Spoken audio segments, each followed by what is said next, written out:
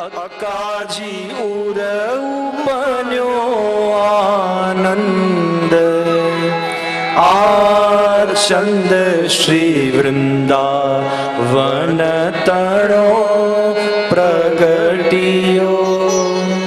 આ પોષ મધ્યાને માનો ગોપાલદાસની સામે આ સમયની લીલા પ્રગટ થઈ ગઈ એટલે તે પોષ મધ્યાને કહેવું જોઈએ ને કે એ સમયે આ લીલા થઈ હતી. કોઈ વાત જૂની વાત આપણે કરતા હોય યા દૂરની વાત કરતા હોય તો તે એ એમ ઉપયોગ કરીએ, આ ન કરીએ. આ કોની માટે કરીએ? જે આંખની સામે હોય, આ જે સામે દેખાતું આ રહ્યું. એટલે દરેક કડીમાં ગોપાલદાસ આ પોષ મધ્યાન, આ સૌભાગ્ય સુંદરી મળી ધવલ ગાય, એ દરેક વસ્તુને સામે જાણે સામે લીલા થઈ. એટલે પુષ્ટિ માર્ગ આનું જ નામ. પુષ્ટિ માર્ગમાં મહાપ્રભુજી તે નથી કહેતા, દરેક વખતે આ કહે છે કે અહીંયા તો તારા ઘરમાં તારી સામે તારી સન્મુખ આ બધું થઈ રહ્યું છે, તારે તેની ક્યાં ચિંતા કરવાની જરૂર છે? હું તેને આ કરી દઉં એવો ગુરુ તને મળ્યો છે કે ભૂતકાળને પણ વર્તમાન કરી દઉં એવું સામર્થ્ય મારામાં છે. અને નૈનન પ્રગટ લીલા દિખાવે, જે યમુનાજી માટે કહીએ છે કે બધી લીલાઓ નેત્રોની આગળ પ્રગટ થઈ જાય. અને એટલા માટે આ પોષ મધ્યાને, પોષ માસમાં મધ્યાહન સમયમાં પોષનો એક અર્થ પોષણમ તદનુગ્રહ, પુષ્ટિ થાય ને. આપણે પુષ્ટિ માર્ગ આપણો પુષ્ટિનો અર્થ થાય પોષણમ તદનુગ્રહ. પુષ્ટિનો અર્થ થાય કૃપા, અનુગ્રહ, અનુગ્રહનો માર્ગ. તો પોષ માસ કેમ પસંદ કર્યો? કારણ આ તો કૃપાળુ પ્રભુ પ્રગટ થયા છે. અને એટલા માટે તમે બધાની જય બોલો. શ્રી વલ્લભાધીશ કી શ્યામ સુંદર શ્રી અમને. પણ જ્યારે ગુસાઈજીની જય બોલો છો ત્યારે ગુસાઈજી પરમ દયાલ કી જય, ત્યારે પરમ દયાલ જોડી દો છે. એટલે તો ગોપાલદાસજી પહેલા જ આખ્યાનમાં કહે છે ને, વંદુ શ્રી વિઠ્ઠલ વર સુંદર નવઘન શ્યામ તમાર, જગતી તલ ઉદ્ધાર કરવા પ્રગટ્યા પરમ દયાલ. આ જય સૌથી પહેલી ગોપાલદાસજીએ બોલાવેલી. बोलिए गुसाई जी परम दयाल की जय. ये नाम गोपालदास जी ने कहा है. એટલે આપણે બોલીએ છીએ પણ આપણને ધ્યાન નથી આવતું કે ગુસાઈજીની પાછળ પરમ દયાલ કેમ જોડીએ છે. કારણ કે આ સૌથી પહેલી જયકારો અમારા ગોપાલદાસે કર્યો. પ્રગટ્યા પરમ દયાલ. પોષ માસમાં એટલે પ્રગટ્યા કારણ કે પરમ દયાલ સ્વરૂપે પધાર્યા છે. પુષ્ટિ કરવા, કૃપા કરવા પધાર્યા છે. નિસ્સાધન જનહિત કરવા શ્રીનાથ વિઠ્ઠલ આવ્યા. આ નિજજનોનો ઉદ્ધાર કરવા પધાર્યા છે. અનેક અનેક પ્રસંગ તમે જુઓ ને. એ કુજરીબાઈનો પ્રસંગ જો પ્યાસી મરતી હતી અને ગુસાઈજીએ શ્રીનાથજીની જારીજી આપી દીધી. અરે અરે महाराज ये जारीजी छू जाएगी. अरे जारीजी तो दूसरी आ जाएगी, या के प्राण जाएंगे थोड़ी वापस आएंगे. और अभी मेरे श्रीनाथ जी मुझको इसके अंदर दिखाई दे रहे हैं. મારા શ્રીનાથજી આની અંદર છે અને તરસ્યા છે અને અત્યારે લેવડાવું તો મારા શ્રીનાથજીની ઝારીજી આપમેળે ભરાઈ જશે. આવા પ્રગટ્યા પરમ દયા. અનેક અનેક આવા તો કેટલા પ્રસંગો ગામ. પેલા એક નિષ્કંચન વૈષ્ણવની વાર્તામાં આવે ને કે બધા જ આખો સંઘ ગામથી ગોકુલ ગુસાઈજીના દર્શન કરવા જતો હતો અને પેલો ખેતરમાં કાપતો હતો ઝાડ ને. એને થયું કે આ ગુસાઈજીના દર્શન કરવા જાય, જો હું પણ એમની સાથે જાઉં તો મને પણ ગુરુદેવના દર્શન થઈ જાય. આવ્યા ને કહેવા લાગ્યા, હું તમારી ચાકરી કરીશ, તમારી સેવા કરીશ, મને પણ તમારી સાથે ગોકુલ લઈ જાઓ. બધાને થયું કે આટલો લાંબો રસ્તો, આટલા દિવસ લાગશે, કોઈ માણસ કામ કરવા વાળો હોય તો સારું, મદદ રહે. ઠીક છે, મારી જોડે ચાલ. અને નિત્ય કીર્તન કરતા, સ્મરણ કરતા અને આ દરેક વૈષ્ણવની ચાકરી કરતો કરતો છેક ગોકુલની બહાર સુધી પહોંચી ગયા.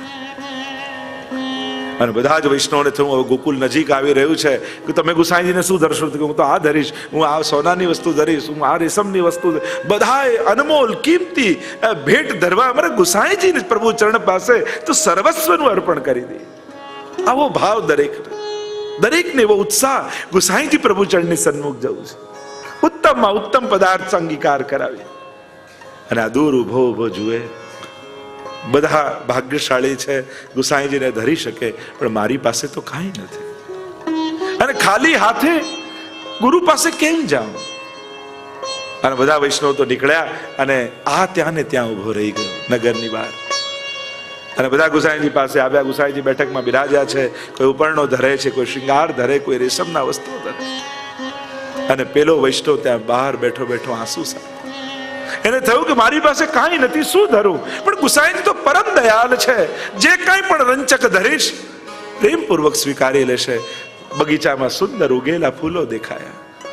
ભાગતો ગયો, એક એક ફૂલોને ચૂંટ્યા, એની માળા બનાવી અને થયું કે બીજું તો કાંઈ નહીં, પણ ગુસાઈજીને આ ફૂલો ધરીશ તોય મારા ગુસાઈજી પ્રસન્ન થઈ જાય. માળા બનાવી લઈને દોડ્યો છે. ધમધમ તો તાપ છે. થયું કે જો ધીરે ધીરે જઈશ તો કરમાઈ જશે આ તડકામાં ફૂલો, અને કરમાયેલી પુષ્પોની માળા કેમ ધરાશે? અને પેલો તો ભાગ્યો ખુલ્લા પગે, ધગધગતી જમીનમાં ગરમીમાં દોડી રહ્યો છે ગુસાઈજીને મળવા. અને ગુસાઈજીને આ બધાની ત્યાં વચમાં પેલો વૈષ્ણવ યાદ આવી રહ્યો છે. મારો એ સેવક નિષ્કંચન છે, કાંઈ નથી, પણ ધરવાની, સમર્પણ કરવાની એની ભાવના કેવી છે. અને બધાને મૂકીને ગુસાઈજી દોડ્યા. બધા તો જયરાજ આપ ક્યાં પધારો? અશ્વ પર સવાર થયા, લગામ ખેંચી, અહીંયાથી વૈષ્ણવ દોડે, ત્યાંથી ગુસાઈજી પધારી રહ્યા. ભાગતો ભાગતો અહીંયાથી ગુસાઈજી તરંગ ચાલે વાયુ વેગે, ઉતાવળો જેમ નૌકા ચાલી સિંધુ તરવા. અને અશ્વને દોડાવે છે.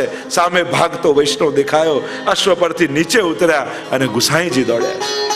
અને ભાગતો ભાગતો વૈષ્ણવ આવ્યો. કૃપાનાથ, આપ કૃપા કરવા સામેથી પધાર્યા. પુષ્પની માળા લઈને કંઠમાં ધરાવીને જ્યાં ચરણોમાં પડવા જાય ત્યાં ગુસાઈજી બાથ ભીડીને એને ગળે ભેટી પડ્યા. બોલીએ ગુસાઈજી પરમ દયાલ કી જય. અને એટલા માટે જ આપણે ત્યાં દક્ષિણા નથી કહેવાતી, ગુસાઈજી તો ભેટે છે એટલે આપણે ત્યાં ભેટ કહેવાય છે. આવા કૃપાળુ ગુસાઈજી છે. અહીંયા તો ભેટ છે. તો મર્યાદા માર્ગમાં દક્ષિણા હોય, આ હોય, અહીંયા તો જીવનો સ્વીકાર કરે છે. આવા ગુસાઈજી પરમ દયાળ. આવા તો અનેક પ્રસંગો ભરેલા છે. કેવા કેવા જીવો આપના શરણે આવ્યા, પણ જે જીવ જાતિ હોય કોઈ રે તેને તત્ક્ષણ સર્વે સુખ હોય. અરે પેલા હંસને સ્વીકાર કર્યા, એને સ્મરણ કરાવ્યું, ના શરણાગત કર્યા ગુસાઈજી, અને એમની બુદ્ધિ એવી નિર્મલ થઈ ગઈ અને એમને થયું ગુસાઈજીના સેવક થયા તો સેવા વગર કેમ રહેવાય? અને આ દેહથી આપણે શું સેવા કરી શકવાના? હંસલીએ કહ્યું કરવી હોય તો કોઈ પણ દેહથી થાય. સેવાના તો અનેક રૂપ છે. સેવા કરી નથી શકતા, પણ જે સેવા કરવા જાય છે એના ચરણોમાં આળોટીએ ને તોય આપણી રંચક સેવા પહોંચી જાય. અને સંકલ્પ કર્યો, ગામની બહાર તળાવ હતું, એના વૃક્ષ ઉપર માળો બાંધીને રહે. બંનેનો એક જ નિયમ કે જે વૈષ્ણવ સેવા માટે અપરસ કરવા અહીંયા આવે અને ચાલે અને એની પગલીઓ પડી હોય, ઉડતા ઉડતા આવે ને બંનેમાં આળોટ. આવો ભાવ, આવી દીનતા, આવો દૈન્ય ભાવ જાગૃત થાય. ગુસાઈજીની કૃપા છે. એક પારધી એમને મારવા માટે હંમેશા તત્પર રહેતો. બહુ કોશિશ કરી એમને પકડવાની, પણ ક્યારે હાથમાં ના આવે. એને થોડા દિવસ જોયું કે આ કરે છે શું, અને જોતા જોતા એને ખ્યાલ આવ્યો કે જે વૈષ્ણવ ધોતી બંડી પહેરીને આવે, અહીંયા અપરસ કરીને જાય સેવા માટે, એના પગમાં એ આળોટવા આવે છે. તો લાવ હું વૈષ્ણવ વેશ પહેરીને જાઉં અને મારા પગમાં આળોટવા આવે એટલે બંનેને પકડી લઈશ. અને આ વિચાર કરી બીજા દિવસે વૈષ્ણવનો વેશ ધરી પેલો શિકારી આવ્યો, નદીમાં ડૂબકી લગાવે. અને હંસે કહ્યું, હંસલી જો પેલો શિકારી વૈષ્ણવના વેશમાં આપણને પકડવા આવ્યો છે. હંસલીએ કહ્યું, એ ન જોઈશ કે શું કરવા આવ્યો છે, એ જો કે વૈષ્ણવ વેશમાં આવ્યો છે. ઉનકે મન કી વો જાને, મેરે મન જગદીશ. વૈષ્ણવ આવે વારને હસી હસી ના વેશી. એ કોઈ પણ ભાવે કેમ ના આવ્યો હોય, આપણે આપણો ધર્મ નહીં ચૂકવો, આપણો સંકલ્પ નહીં છોડી. અને જ્યાં નાહીને નીકળે છે, હંસો ને હંસલી ઉડતા ઉડતા આવી ચરણ પાળોટવા જાય, જ્યાં પેલો પકડવા જાય અને એની પાંખડી અને ભગવદીયના સ્પર્શથી એની બુદ્ધિ એવી નિર્મલ થઈ ગઈ. એને થયું, એને તાપ થયો, અરે આવા ભગવદીઓને મારવા હું બેઠો છું, મારા જેવો બીજો પાપી કોણ હોય? અને એવો તાપ થયો, અંતઃકરણ પવિત્ર થયું અને ભગવદીઓના સ્પર્શ માત્રથી ગુસાઈજીનો સેવક થઈ ગયો. બોલીએ ગુસાઈજી પરમ દયાલ કી જય. આવા તો અનેક પ્રસંગો, ગાથાઓ ગાતા જઈએ, ગાતા જઈએ, ગાતા જઈએ. પેલા ગોપાલદાસ, ગુલાબ ખાન થઈ ગયા, સાવ ભૂલી ગયા ક્યારે ગુસાઈજીનો સેવક એ થયો છે. ગુસાઈજી નથી ભૂલ્યા. આજ તો પુષ્ટિ માર્ગની વિશેષતા છે ને, જીવ કદાચ બ્રહ્મ સંબંધ લઈને ભૂલી જાય, પણ બ્રહ્મ સંબંધ આપનારો ક્યારે ભૂલતો નથી. શ્રી વલ્લભ જીવનો ક્યારે હાથ છોડતા નથી. અંતરાય થાય પણ સ્વીકાર જરૂર છે. કદાચ દેરી હોય પણ દૂરી તો નથી. અહીંયા ઢીલ છોડી હોય તો એને કાપી દીધું કહેવાય, એ તો આકાશમાં ઊંચે ચઢાયો કહેવાય. સાંજ પડે એટલે પાછી જેમ પતંગ ચડાવનારો દોરી ખેંચી પતંગને લઈ લે, એમ મહાપ્રભુજી ગુસાઈજી ક્યારેક ઢીલ છોડે. એમ લાગે કે શું ગુરુ પ્રભુએ છોડી દીધા? એ છોડ્યા નથી, એ તો ઢીલ છોડી છે. સમય આવશે એટલે પાછી ડોર ખેંચી લેશે. ખાન ગુલાબ ખાન થઈ ગયા. ગણિકાને ત્યાં, નૃત્યાંગનાને ત્યાં રહે છે. અને પેલા વૈષ્ણવ ચર્મ રોગ થયો રાજાને, કહ્યું ગુલાબ દાસના દર્શન કરશો ને બધો રોગ મટી જશે. શોધતા શોધતા આગ્રાની બજારમાં ફરે છે. કોઈ કે ગુલાબદાસ તો કોઈ નથી, એ ગુલાબ ખાન છે ને અહીંયા નૃત્યાંગનાને ત્યાં રહે છે. કહ્યું કે આવ્યો છું તો લાવ જોતો જાઉં. પણ આવો કોઈ એવો ભગવતી થોડી હોય કે એના દર્શન માત્રથી રોગ મટતો હોય. એ તો કેવો ભગવતી હોય, એ તો ધોતી બંડીમાં, અપરસમાં, સેવામાં મળશે. એમને ક્યાં કલ્પના હતી કે આ તો નૃત્યાંગનાને ત્યાં ગુલાબ ખાન થઈને બેઠા છે. અને દરવાજો ખટખટ્યો, દ્વાર ખોલ્યો ગુલાબ ખાને, અને વૈષ્ણવને સામે ઉભેલો જોયો. થયું કે ગુલાબદાસ છે. મને એકદમ કાન ઊંચા થઈ ગયા. મને ગુસાઈજીએ મોકલ્યો છે, અને ગુસાઈજીનું નામ કરડમાં પડ્યું. રોમ રોમ ઉભા થઈ ગયા ગુલાબદાસના. અરે હું તો ભૂલી ગયો હતો કે મેં ક્યારેક બ્રહ્મ સંબંધ લીધું, ગુસાઈજીના શરણે ગયો હતો, પણ ગુસાઈજી મને ભૂલ્યા નથી. અને પેલા એ વૈષ્ણવે કહ્યું, મને કહ્યું છે કે ગુલાબદાસના દર્શન કરશો ને તમારો રોગ મટી જશે. અને જો તમને જોવા માત્રથી મારો રોગ મટી જશે. અને એવો તાપ હૃદયમાં થયો. બસ ઠાકોરજી એમનો સ્વીકાર કરી દીધો. આ કૃપા ગુસાઈજી કરી છે. આવા તો અનેક પ્રસંગો ભરેલા છે ગુસાઈજીના ચરિત્રમાં. અને એટલા માટે જ એમની જય બોલાવીએ ત્યારે બોલીએ ગુસાઈજી પરમ દયાલ કી જય. ગુસાઈજી પરમ દયાલ પણ છે અને પરમ કૃપાલ પણ છે. પરમ કૃપાલ શ્રી વલ્લભ નંદન કરત કૃપા નિજ હસ્ત દે માત. આ પોષ મધ્યાને નવમે શ્રીનાથજી અક્કાજી ઉર ઉપન્યો આનંદ. ચંદ શ્રી વૃંદાવન તણો પ્રગટિયો. આ પોષ મધ્યાને જ્યારે સૂરજ મધ્યમાં હોય, નવનો આંક પસંદ કર્યો, કારણ કે 9 એ પૂર્ણાંક છે. અને અહીંયા સંકેત કર્યો, આ કોઈ અંશ કલા આવેશ અવતાર નથી, આ તો પૂર્ણ પુરુષોત્તમ પોતે પધારી રહ્યા છે. એટલે 9મે અથવા 9મ બીજો ભાવ બતાવ્યો. આ કેવું સ્વરૂપ, કેવો અવતાર પધાર્યો છે. 9મે કેમ પ્રાગટ્ય લીધું? કારણ કે નંદ મહોત્સવ પણ નોમ અને રામનવમી પણ નોમ. એટલે આચાર્ય રૂપે રામની મર્યાદા અને કૃષ્ણ રૂપે કૃષ્ણના આનંદનું દાન, આ બંને જે એક સાથે કરશે એવો અલૌકિક અવતાર હવે થયો છે. અને એટલા માટે 9મે, કારણ કે રામચંદ્ર રામનવમી એટલે રામ જેવી મર્યાદા અને કૃષ્ણ જેવા આનંદનું દાન, બંને જે એક સ્વરૂપે કરવા પધાર્યા છે એટલે 9મે. તો એક તો પૂર્ણાવતાર કહ્યું અને બીજું કહ્યું આ બંનેની બેલેન્સ થશે કે કૃષ્ણ જેવી લીલા પણ થશે, એવા આનંદનું દાન પણ થશે, અને રામ જેવી મર્યાદા, સંસાર આ બધાનો સ્વીકાર કરશે. તો 9મે અને કોણ પ્રગટ થયું? વચન નિશ્ચય શ્રીનાથે માંગ્યું. હે ને, કહીએ છે ને, મેં પહેલા સમજાવ્યું કે વિઠ્ઠલબાજી ભલે હાથ લાંબો કર્યો પણ હાથ તો શ્રીનાથજીનો જ પકડ્યો. એટલે ફરી સંકેત કર્યો કે વિઠ્ઠલનાથજી વિઠ્ઠોબાજી નહીં પણ શ્રીનાથજી. આ પોષ મધ્યાને 9મે શ્રીનાથજી. અક્કાજી ઉર ઉપન્યો આનંદ. ફરી બીજો સંકેત કર્યો, જન્મ નથી પ્રાગટ્ય છે. જન્મ અને પ્રાગટ્યમાં ફરક છે. જન્મ તો કર્મને આધીન થઈને થાય અને પ્રાગટ્ય તો પ્રભુ કૃપા કરવા માટે થાય.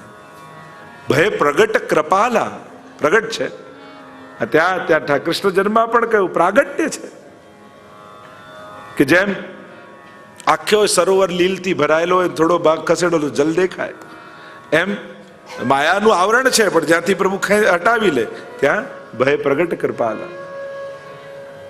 હરિવ્યાપક સર્વત્ર સમાના, પ્રેમ તે પ્રગટ હોય મેં જાના. પ્રભુનું પ્રાગટ્ય કહેવામાં આવે છે. જન્મ કર્મ વશ, અને એમાં ભગવદ્ ગીતામાં ભગવાન કહે છે જન્મ કર્મ ચમે દિવ્યમ. મારું જન્મ અને કર્મ બંને દિવ્ય છે, લૌકિક નથી. ઘણી વાર લોકો કહે કે ભગવાને પહેલું કર્યું હતું એટલે આ જન્મમાં આ રીતે ભોગવ્યું, એમને તીર વાગ્યું, એમને આ થયું કારણ કે એમણે આમને માર્યું હતું. આવા કર્મો ભગવાનને ભોગવવા પડતા નથી. આ બધા જીવ કર્મથી બંધાય. કાળ કર્મ અને સ્વભાવ એ જીવના બંધન છે, ઈશ્વરના નથી. તો ભગવાન કર્મથી ક્યારે અને બંધાતા નથી, એટલે કર્મના ફળ પણ ભગવાન નથી આપતા. કર્મ ફળ આપે, ભગવાન કઈ રીતે આપે? ભગવાન તો કર્મમાંથી છોડાવે છે. ભગવાન તો કહે છે અહમ તો આ સ્વરૂપ આપે ભ્યો મોક્ષયિષ્યામિ, હું તો ક્ષમા કરીશ, હું હિસાબ નહીં કરું. હિસાબ તો પ્રાકૃતા સકલા દેવા ગણિતાનંદ કમ્બ્રહત. પ્રાકૃત કોને કહેવાય? દેવતાઓ પ્રાકૃત છે, જેટલું કરો એટલું મળે. આ પ્રાકૃતતા કહેવાય, આ વ્યવહારતા કહેવાય. પણ અહીંયા રાઈ જીતની સેવા કો ફલ માનત મેરુ સમાન. રાઈ જેટલી પણ કરી હોય ને તો મેરુ પર્વત જેવી ગણે. આપણે ત્યાં તો અરે ભગવદજીના પ્રસંગમાં આવે છે કે પેલો એક વિષયી પુરુષ સ્ત્રી સાથે મંદિરના પાછળના ભાગમાં બેઠો હતો અને પાન લગાવતો હતો. પાન લગાવતા ચૂનો લગાવતો હતો, પાનમાં ચૂનો આંગળીમાં વધ્યો અને મંદિરની તિરાડ હતી એમાં ભર્યો, તોય ઠાકોરજી ઉદ્ધાર કરી દીધો. કે આટલી અજાણતા સેવા થઈ કે તિરાડ ભરવાની સેવા થઈ તોય પ્રભુ એનો ઉદ્ધાર કર્યો. આવા કૃપાળુ આપણા ઠાકોરજી છે. આવા અનેક પ્રસંગો આપણે જોઈને પદ્મનાભદાસજી છોલે ધરતા, જલ ધર્યા, એવા પણ પ્રસંગો છે. જ્યારે કહ્યું કે હવે આપ મહાપ્રભુજી ત્યાં પધારી જાઓ, મારે ત્યાં ભોગ ધરવાનું કાંઈ નથી, પદ્મનાભદાસજી કહે તો કહ્યું તારે ત્યાં ઉપવાસ કરીશ પણ તને છોડીને નહીં જાઉં. અમારા ઠાકોરજી તો એવા ટેકીલા છે, તમારે ત્યાં ઉપવાસ કરશે પણ એને બીજે પધરાવીને જશો એને કદાચ ના આનંદ આવે. એટલે ઘણી વાર બહારગામ જવાનું થાય, એમ થાય વહેલા થાય, મોડું થાય, આમ થાય, વાંધો નહીં, તમે જોડે છો ને ઠાકોરજીને આનંદ જ આવે છે. પણ તમે નહીં હો ને ગમે તેટલી સગવડતા હશે તો પ્રભુ રીઝશે નહીં, એને પ્રસન્નતા નહીં થાય. એટલે કોશિશ કરવી, ભલે બહુ વિપરીતતા હોય તો જુદી વાત છે, પણ સેવા એ પ્રધાન ધર્મ છે.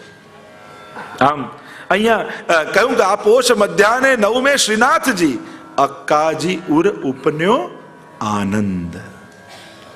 શું ઉપન્યું છે?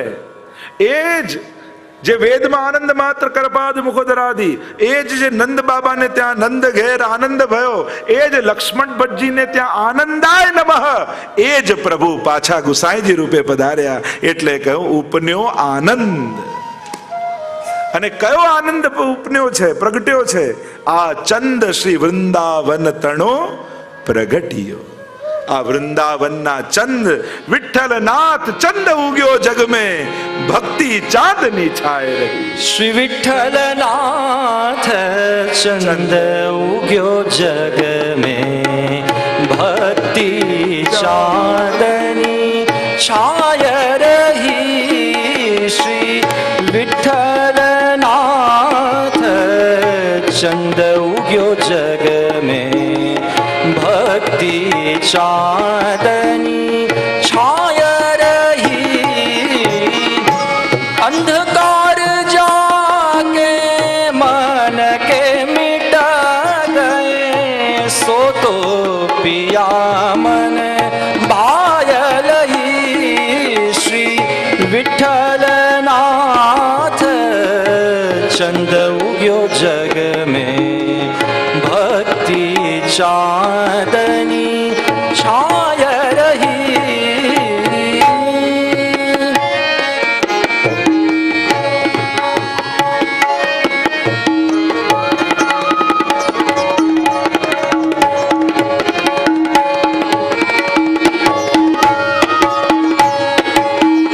નિષદિન નામ રટત રટતયા મુખ તે નિષદિન નામ રટતયા મુખ તે શ્રી વલ્લભ વિઠ્ઠલેશ કહી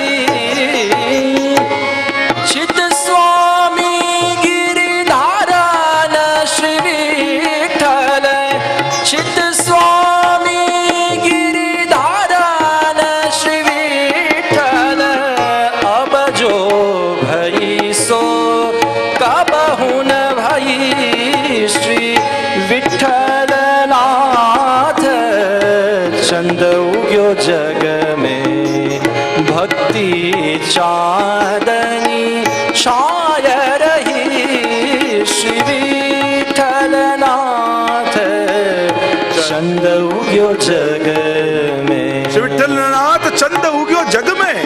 આ ચંદ્રમાનો ઉદય થયો, જેમ શરદનો ચંદ્રમા ઉગ્યો હોય કેવું ચાંદની પથરાઈ જાય. આ તો ભક્તિ રૂપી ચંદ્રમા છે.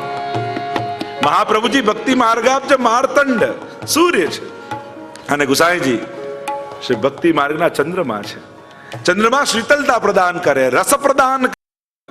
આ સર્વ ઔષધિઓમાં રસ ભરનારો ચંદ્રમા છે, એમ સમસ્ત દૈવી જીવોમાં રસનું દાન કરવા વાળા શ્રી ગુસાઈજી છે. એ રસ સ્વરૂપ છે. અને આમ અબજો ભઈ સો કબહુ ન ભઈ. આવું તો કોઈ યુગમાં ચહુ યુગ વેદ પ્રતિપાર, ચારે યુગમાં જે વચન નિભાવ્યું છે કે હું દરેક યુગમાં આવીશ. અને આ સમયે શ્રી ગુસાઈજી રૂપે પધાર્યા છે. પણ અબજો ભઈ સો કબહુ ન ભઈ, આવું તો કોઈ યુગમાં નહોતું થયું. ત્યાં સતયુગ, ત્રાયતા, દ્વાપર, એમાં તો સ્વાહા સ્વાહા કરીને લોકો અડધા થઈ ગયા, તોય ભગવાન ન મળ્યા. સ્વર્ગથી આગળ કોઈ ન જઈ શક્યું. પણ આ યુગમાં તો ગુસાઈજીએ પ્રગટ કરી ઘર ઘરને વૈકુંઠ બનાવી દીધું છે. ઘર ઘરમાં નિત્ય લીલાઓ થવા લાગી છે. ઘર ઘરમાં પુષ્ટિ પુરુષોત્તમને પધરાવી દીધા. તો અબજો ભઈ સો કબહુ ન ભઈ. આવું જે કલયુગમાં થયું એ કોઈ યુગમાં થયું છે. અને એટલા માટે વૈષ્ણવ કલયુગની નિંદા નથી કરતા. ભગવદીઓ તો એમ કહે સબ જુગતે અધિકાઈ કલયુગ, જા જુગ મેં શ્રી વલ્લભ પ્રગટે સેવા રીત દિખાઈ. સર્વ યુગથી શ્રેષ્ઠ કોઈ હોય તો કલયુગ છે. એટલે તમે લોકો બહુ બેસ્ટ ટાઈમ પર આ ભૂતલ પર છો. એટલો સારો સમય ભક્તિ કરવાનો છે. અને એમાં પણ 2016 તો ખરેખર. અને એમાં આ સપ્ટેમ્બર એન્ડ સૌથી સરસ. એટલે 1 ઓક્ટોબર થી તો શરૂ જ કરી દેવું બધા, હજી જે ન કરતા હોય તો. આ અબજો ભઈ શું કબહુ ન ભઈ. પહેલા ધર્મ સહેલો હતો ને ધર્મી મળવો અઘરો હતો. અત્યારે ધર્મ કદાચ ભલે અઘરો હોય, ધર્મી સરળ થઈ ગયો છે. પ્રભુ મળવા સરળ થઈ ગયા છે. ભગવત સેવા આવું કયા યુગમાં હતું? બીજા યુગોમાં તો બ્રાહ્મણો હોય, એના સંકલ્પ કરાવે, એ યજ્ઞ કરે, એ પૂજન કરે, પેલો તો યજમાન બની બેઠો હોય, એને તો કઈ લાભ જ નથી. અહીંયા તમારા અને ઠાકોરજીની વચ્ચે કોઈ નથી. બસ તમારા ઘરે સર્વસ્વનું દાન મહાપ્રભુજી ગુસાઈજી કરી દે અને ઠાકોરજી તમારા સુખે સુખી, તમારા દુખે દુખી, તમારા થઈને તમારા ઘરે બિરાજે. એ તમારા થઈ જાય તો જા ધન તે ગોકુલ સુખ લઈયત સગરે કાજ સવારે. સાચું ધન એ જ છે જેનાથી વ્રજનું સુખ મળે છે. તો શેનાથી મળે છે વ્રજનું સુખ? કે તમારા ઘરે બિરાજતા ઠાકોરજી તમને વ્રજનું સુખ આપે છે. એ જ તમારું ધર્મ હિતે પાયો યહ ધન. એ જ તમારું સાચું ધન છે. હું તો ઘણી વાર કહું ને કે થોડું બેંક બેલેન્સ વધારે કોઈનું હોય તો છાતી ફૂલાવીને ફરતો હોય, આટલા પડ્યા છે. અને રવિવારે ફરે ત્યારે તો બેંકે બંધ હોય, માંગે તો કોઈ આપે નહીં. તો જેની ખાતામાં લક્ષ્મી છે એ આટલો ગુમાનમાં ફરે છે, તો જેના ઘરે ઠાકોરજી છે એને તો કેટલું ગુમાનમાં ફરવું જોઈએ, કેટલા ગૌરવમાં ફરવું જોઈએ. મારા ઘરે કોઈ કે મારા ખાતામાં આટલા લક્ષ્મી પડ્યા, મારા ગાતે એનો નાથ પડ્યો છે, મારા ઘરમાં એનો સ્વામી બિરાજે છે. તો આપણે તો કેટલું ગૌરવમાં, કેટલું આનંદમાં રહેવું જોઈએ કે મારા ઘરે ઠાકોરજી છે. જા ધન તે ગોકુલ સુખ લઈયત સગરે કાજ સવાર. આપણા સગળા કાર્ય એ આપણા બિરાજતા પ્રભુ સિદ્ધ કરવાના છે. જો અબજો ભાઈ સો કા બહુ ન ભાઈ. તો આ પોષ મધ્યાને નવમે શ્રીનાથજી અક્કાજી ઉર ઉપન્યો આનંદ. કારણ કે જ્યારે એ ગુસાઈજીના પ્રાગટ્યના સમાચાર મળ્યા અને એ બટુક સંન્યાસી મહાપ્રભુજી પાસે વિઠ્ઠલનાથજીનું સ્વરૂપ જ્યાં ગોદમાં આપ્યું એટલામાં એક દાસી દોડતી દોડતી આવી અને વધાઈના સમાચાર આપ્યા છે કે અરે આપને ત્યાં લાલનનું પ્રાગટ્ય થયું. ત્યારે મહાપ્રભુજી એટલું બોલ્યા, અરે આજે ઠાકોરજી બે સ્વરૂપે મારા ઘરે પધાર્યા. એક આ સેવ્ય રૂપે સેવા લેવા અને સેવક રૂપે સેવા કરવા. તો વિઠ્ઠલનાથજી મારી ગોદમાં બિરાજે છે તો મારા લાલનનું નામ હું વિઠ્ઠલનાથજી રાખું છું. અને ચારે બાજુ આનંદ કિલ્લોલ થવા લાગ્યા. શ્રી વલ્લભ ને દ્વાર રે આનંદ અપાર રે પ્રગટ્યા શ્રી વિઠ્ઠલનાથજી. હારે આજ વલ્લભ ને દ્વાર રે આનંદ અપાર રે પ્રગટ્યા શ્રી વિઠ્ઠલનાથજી. ચારે બાજુ જયઘોષ થવા લાગ્યા, નંદ મહોત્સવ થવા લાગ્યા, આનંદ કિલ્લોલ થવા લાગ્યા. વ્રજ સુંદરીઓ આવી ગયા અને આનંદ ઉત્સવ કરવા લાગ્યા.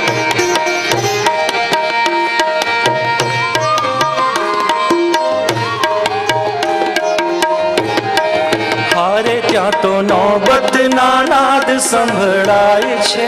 હારે ત્યાં તો નોબતના નાદ સંભળાય છે.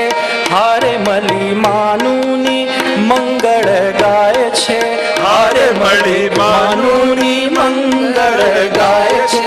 હારે સજી સોળે શણગાર રે ચાલી બ્રજનાર રે. સોળે શણગાર રે ચાલી બ્રજનાર રે પ્રગટ્યા શ્રી વિઠ્ઠલનાથજી. હારે આજ વલ્લભ ને દ્વાર રે આનંદ અપાર રે પ્રગટ્યા શ્રી વિઠ્ઠલનાથજી. कहत सबन सो आओ रे आओ, अरे प्रभु प्रगटे हैं आइए.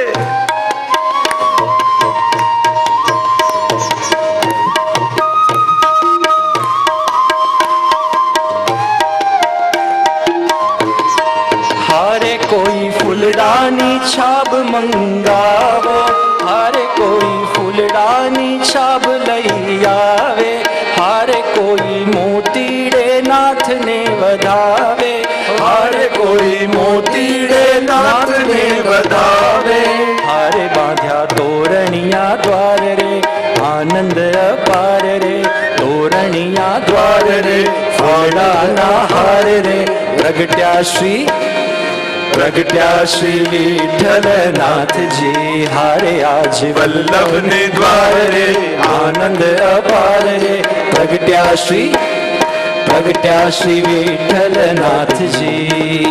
नंद घेरा नंद भयो, जय कन्हैया लाल की. नंद घेरा नंद भयो, जय कन्हैया लाल की. वल्लभ घेरा नंद भयो, जय श्री विठ्ठलनाथ की. वल्लभ घेरा नंद भयो, जय श्री विठ्ठलनाथ की. नंद घेरा नंद भयो, जय कन्हैया लाल की. चरणात में आनंद भयो, जय श्री विठ्ठलनाथ की. वल्लभ घेरा नंद भयो, जय कन्हैया लाल की. हरे श्री वल्लभ ने द्वार रे आनंद अपार रे प्रगट्या श्री विठ्ठलनाथ जी. हारे आज वल्लभ ने द्वार रे आनंद अपार रे प्रगट्या श्री विठ्ठलनाथ जी. हारे माता अक्काजी पारणे झुलावे. हारे माता अक्काजी पारणे झुलावे. हारे रसिक भक्तों ना भावने मनावे. हारे रसिक भक्तों ना भावने मनावे. हारे आपे आशीष अपार रे हरख्या नर नार रे प्रगट्या श्री प्रगट्या श्री विठ्ठलनाथ जी. हारे आज वल्लभ ने द्वारे आनंद अपार रे प्रगट्या श्री विठ्ठलनाथ. नंद घेरा नंद भयो, जय कन्हैया लाल की. नंद घेरा नंद भयो, जय कन्हैया लाल की. चरणात में आनंद भयो, जय कन्हैया लाल की. वल्लभ घेरा नंद भयो, जय कन्हैया लाल की. नंद घेरा नंद भयो, जय कन्हैया लाल की. नंद घेरा नंद भयो. जय कन्हैया लाल की. आप सबको गोसाई जी के प्रागट्य की बधाई हो. હવે જ્યાં હતા ત્યાં શ્રી વલ્લભ ને ગોપાલદાસ ગુસાઈજીની સન્મુખ બેઠા બેઠા કરે છે.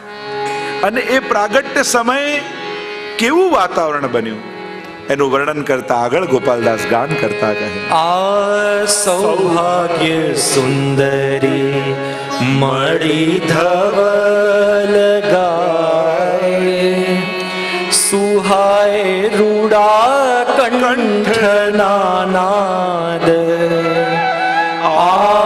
આહલાદ ઉપન્યો તે અંગો અંગ ઘણો. આ સૌભાગ્ય સુંદરી મળી ધવલ ગાય. આ સૌભાગ્ય સુંદરી કહ્યું કે આ જે દર્શન કરી રહી છે એ તો સૌભાગ્યવાળી છે. ગોપીજનો રાસમાં પણ આવ્યા ને ત્યારે ઠાકોરજી કહ્યું સ્વાગતમ વો મહાભાગા. આપ મહાભાગા સાળીશો.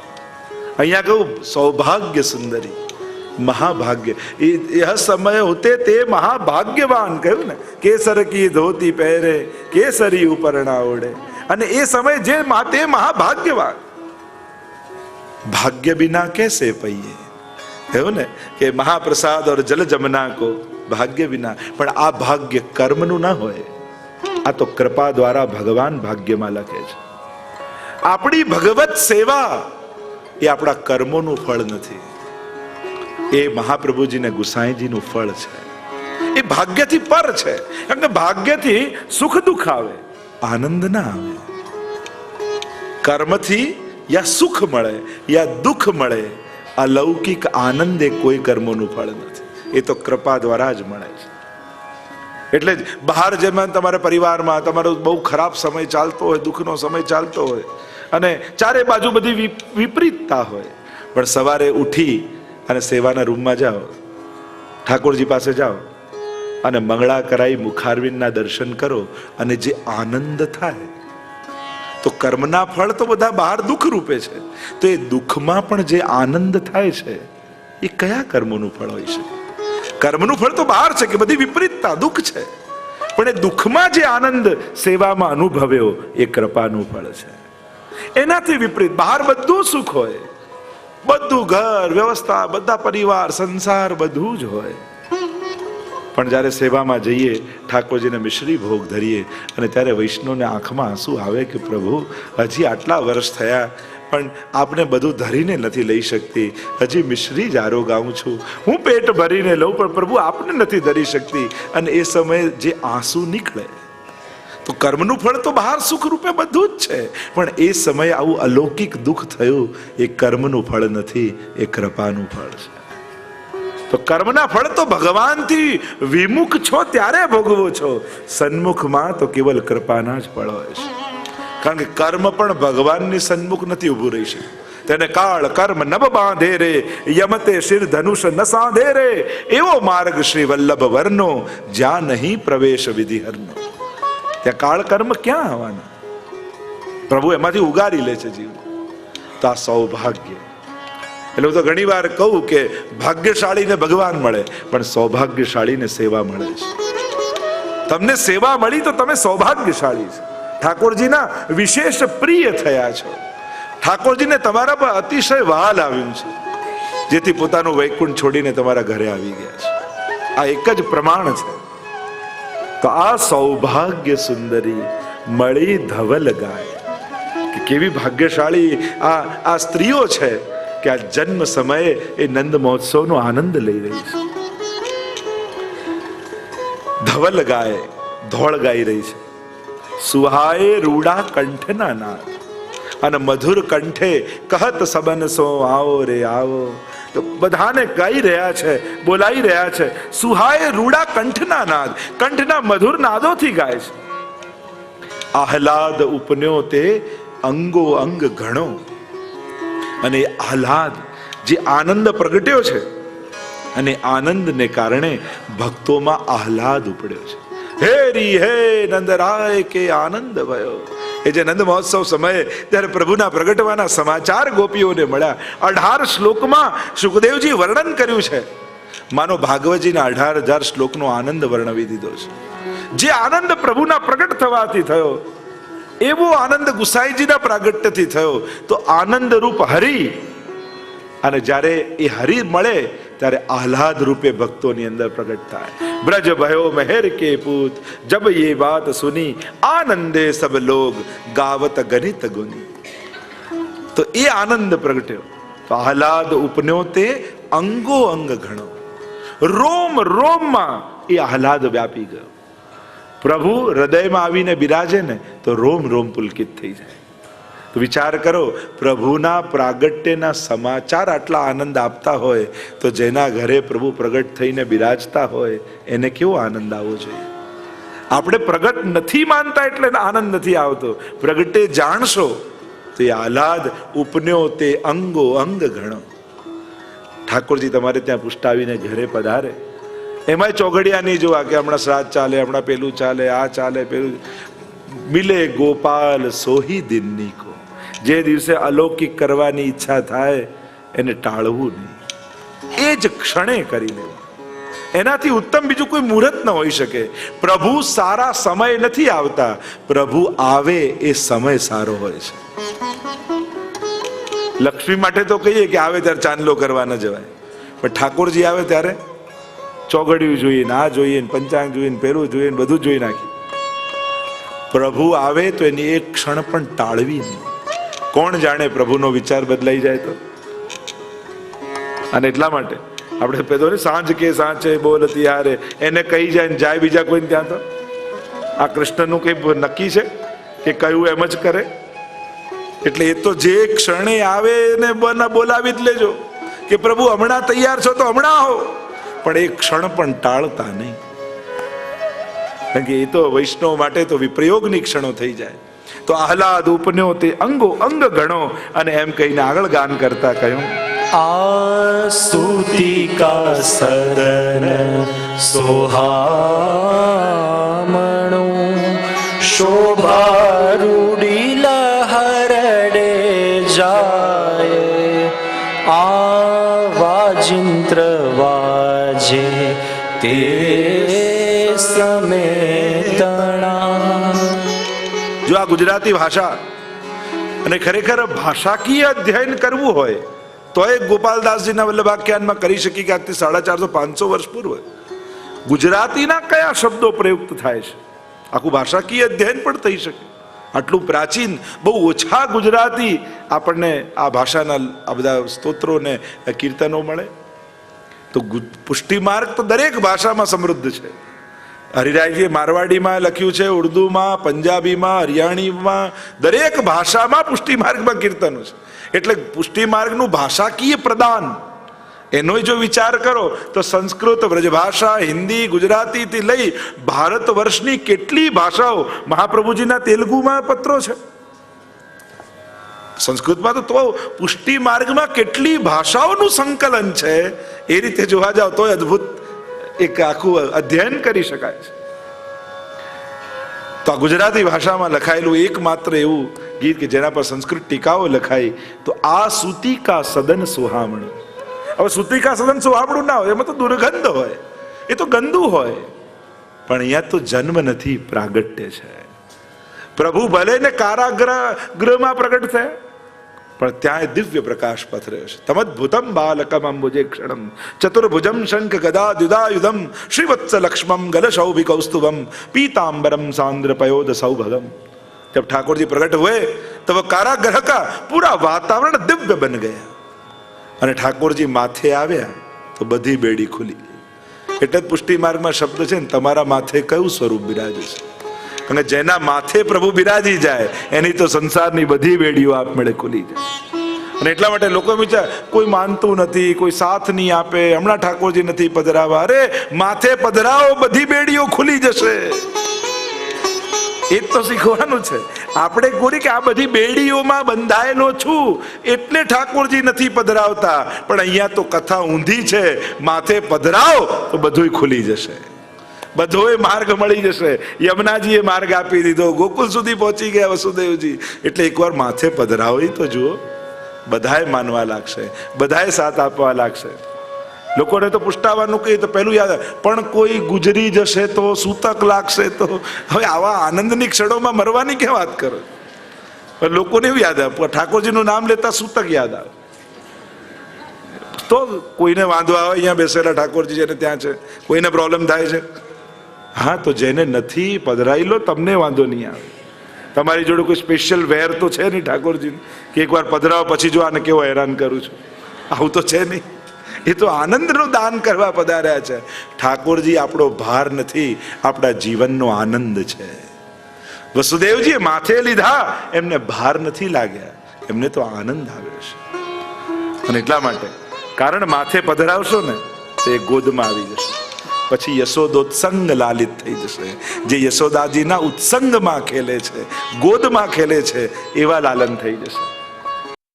તો અનેક પ્રકારે કૃપા કરે છે. ક્યારેક સમય તો ચર્ચા કરી પ્રભુ કેવા કેટલી પ્રકારે કૃપા કરે જીવ પર.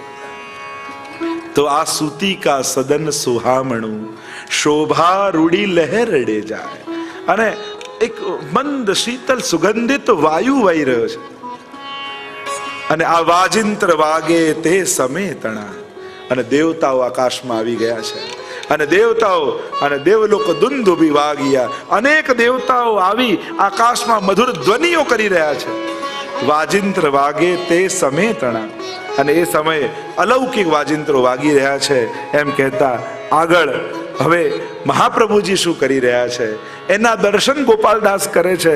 કે ગુસાઈજી પ્રગટ થયા તો શ્રી મહાપ્રભુજી શું કરે છે એ દર્શન કરતા ગાન કરતા બોલ્યા, આ સર્વસ્વ દાન તેણે સમે કરે શ્રી વલ્લભજી ઉદાર.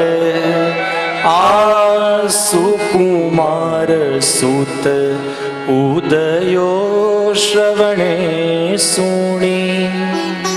આ સર્વસ્વ દાન તેણે સમે કરે શ્રી વલ્લભજી ઉદાર.